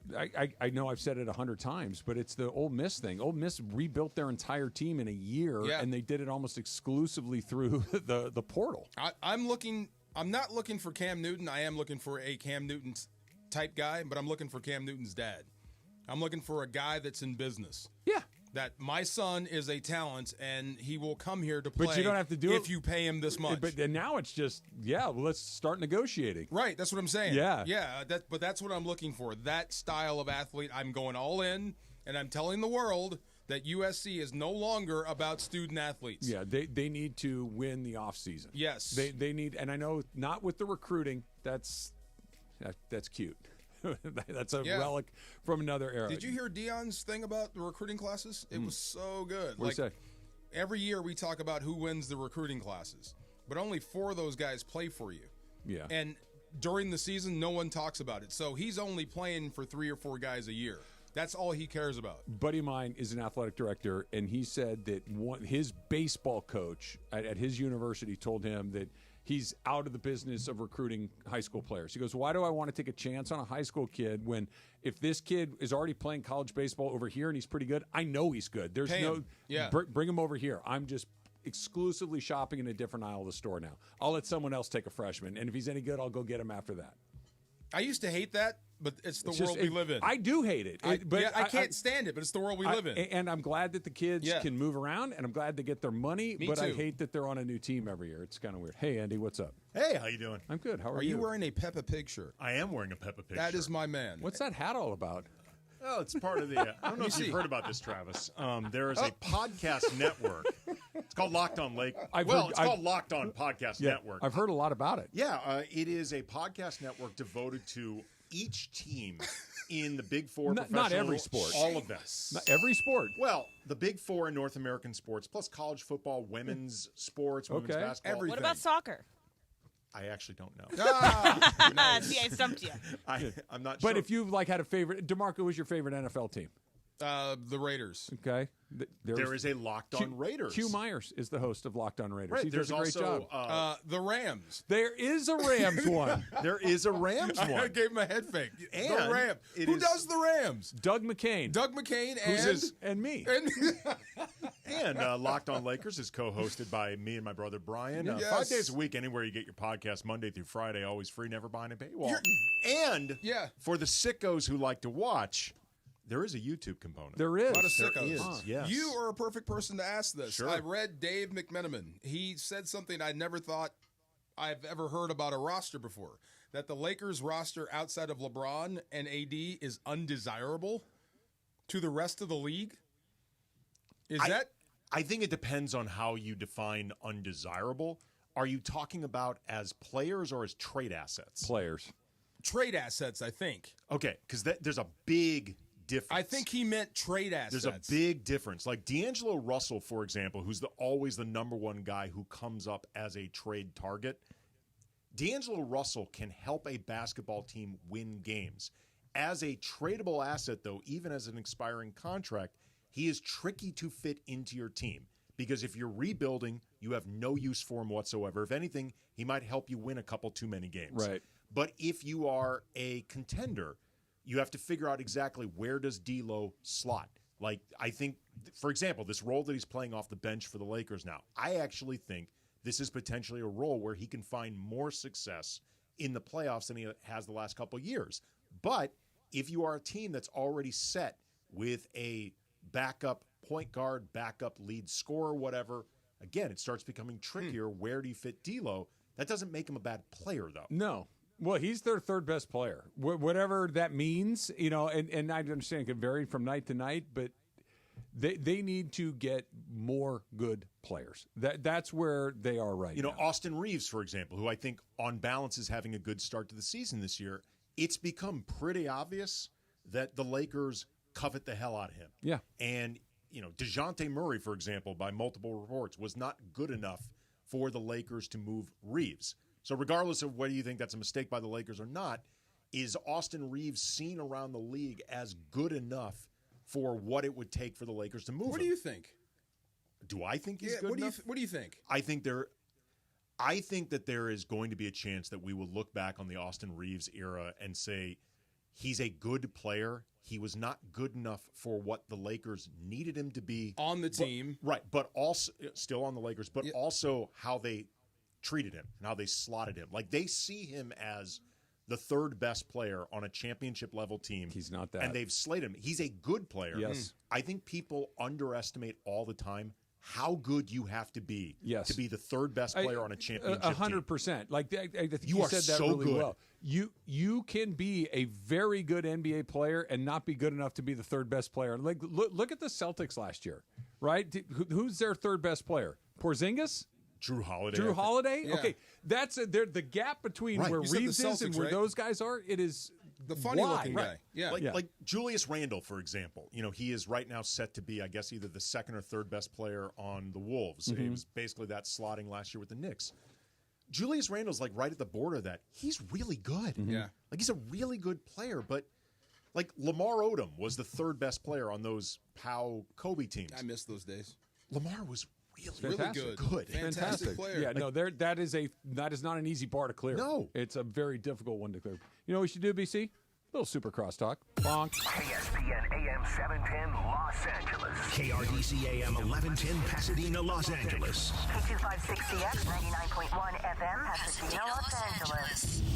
It's the greatest segment in LA sports radio history. Oh my God. When the shows come together for magic on the radio. It will only grow stronger. Super Crosstalk. Super Crosstalk presented by In-N-Out Burger. In-N-Out. That's what a hamburger is all about. It's time for Super Crosstalk. Is there any way to get better without, giving up Rui? Any way to get better? By doing what? Without trading Rui Hachimura. Well, I mean, I think there are things that will be considered, but I don't know that there's anything necessarily imminent. I mean, you've got tradable contracts. D'Lo's still a tradable contract after all this time. We were just talking about that. Yeah. I'm seriously. By the way, were you already talking about trading D'Lo? Yes. Yes. Okay. So, by the way, this may be the most common conversation in Los Angeles: is should we trade D'Lo? For and when 3 should years we trade running. him? Yeah. Exactly. For 3 years running. I tweeted out right after D'Lo opted into his player option for this year. I tweeted out, the year is 2030. Rob Pelinka anxiously awaits to find out whether D'Angelo Russell will opt into his 5th straight 1+1 option. Yeah, hilarious. Or he's back on his third stint he's with like the Lakers. Bob, and what about Bob? I He sail. never goes away. You see? I sail. I sail. love that movie. I love that movie. So you're decked out in your Lakers gear. I got today. Lakers gear today. I'm moving on from Dodger season onto the Lakers gear. You said that. I said you're right. You said you're really bummed the Dodger season is over. And the Dodger season for me, up until they won the whole thing, was excruciating. Yeah. Because they obviously were very good. Yep. They obviously were in the mix the entire time. But you kept waiting for until the playoffs. And I told you would do this all season. I told you, just enjoy yourself. And you know what it is, Andy? He's riding the highs and the lows and being a fan. All of those things. But I'm not going to say that real Travis won't show up several times next summer because he always does. Yep. But the punching of the ticket of the 162-game season, beating the Yankees, the Freddie Freeman homer, all those things will allow me to enjoy the 162 games far more than I have for many, many years. Right. Just to get to not have to live and die with it the way that Well, I did. I said to you after you mentioned the Dodgers, I'm like, yeah, the parade was only 2 weeks ago today. That's crazy. It seems like, by the way, it seems like a lifetime ago. And baseball so cranks up right after the World Series. I mean, I think actually the Angels may have signed Kyle Hendricks before the World Series was even over. You might be right. He is a He's an angel. He's got angel written all over him. He has angel DNA. Kevin Newman, another one. Kevin Newman. He signed this week. Yeah. What's angel DNA? You know without even know what that is. So DeMarco, just want you to say it. I'm on our accountability text chain, and I've lost some. You lost some oomph? Some motivation? Give him a talk. Yeah, I skipped the gym yesterday. Why? Well, let me just tell you. Okay. I worked out Saturday, Monday, Wednesday, and I'll work out today. Now, is that enough? That's 4 of 7, right? 4 of 7. That's good. Okay, You're winning. So that's pretty good. That's a good winning percentage. Yeah. I'll tell you. So I'm not too bad. You don't have to check in every single day. Just make sure you don't just abandon the whole thing. Yeah, there's DeMarco just every morning. No, he's walking. He's Mr. Consistency. He's every day. But I was getting close to quitting my walking grind. Were you a really? few months ago? I really we was. Were talking about and this. he talked me off the ledge. Yeah, I remember this. It helped. You got me going again, and it was good. Yeah, I mean, you haven't lost energy or anything, have you? No, lost your motivation. There's just a lot going on. I had to cancel vacation next week. There's like a lot of stuff going on, and it's like, hey, you'll remember this. That was my general. That was you'll remember this. What's the movie where Hoffman says, "I'm walking here. I'm walking here"? Oh, it's Midnight Cowboy. Midnight Cowboy. Yeah, that's whenever I hear you guys, I think of Midnight Cowboy. I'm walking here. I'm walking. It's here. Emily's special. Oh my hey, gosh. I'm walking here. I'm walking here. Andy, we talked a little bit about this with Mace yesterday. If you and I are talking tomorrow in the morning about the Mike Tyson Jake Paul fight, I cannot wait. Are we talking about like? you serious? Of course, it was wait. a farce. Or can I get my hopes up that this might actually be real?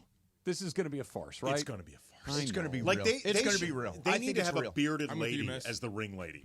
Like I want them to really lean into this is just a circus production. WWE, like I want like a 600-pound man to be doing the announcements. Like I lean into this thing because it's so ridiculous. So it's elder abuse. I gotta say, I kind of think it's for real. Tell me watching yesterday. I want it to be real so badly. The slap, and apparently what happened was I watched the Stepped video on of his this. foot. Logan Paul's like crawls Jake up Paul. like Jake Paul climbs up like he's a panther kind of thing, and then steps on his MMA foot. guys do this. And Tyson was not wearing shoes, and Paul was, and so Tyson was like, "Damn," and just open-handed slap Paul. Now to me that's he never saw it coming. That's Yeah, what I you're mean. right. If Mike doesn't walk through this guy, then it is a farce. yeah. There wasn't like some warning, like He look never out, saw I'm it. going to slap you. Well, unless it was choreographed. predetermined. I mean, the warning was rehearsal. I told Travis that. I mean, so part of your selling of the fight is, Mike, I'm going to let you slap me. Yes. I don't think that ever comes out of anybody's mouth. Sure it does. Yes. If you're looking to build the drama, But you think they made a preordained? No. Okay. Mike, to sell it, I'm going to let you slap me. Yes. No way. Here's No the way. deal: Come you on, can guys. slap me. Here's why. Yes. No. Here's no. why. No. Here's why. The slap didn't drop Paul. Now, if you said to me, would Paul allow himself to be dropped to sell a fight from a slap? I'd say no. Let me that's tell a you bridge what: too the far. average person with that slap would drop. I think you're right about that. That slap was a serious slap, and I think the average person would go down. It was not a pulled punch. No. It was a real slap. He It didn't know it was absolutely coming, was. and he never saw it. And I agree. I mean, actors allow themselves to get slapped on sets all the time. It's all relative. When it comes to boxing, when it comes to whatever this version of boxing is, where a YouTuber is the headliner. Yeah, YouTuber versus ancient boxing YouTuber star against nearly 60-year-old man. Yep. I don't think that anything's off the table. Now, to your point, he clearly wasn't ready for it, or at least, and he's standing right in front of him. But the idea that boxing wouldn't stage something like this is ridiculous. As opposed to what, boxing? No, I've seen people, yeah, true boxing. I've seen people get slapped before in press conferences. It's not like that.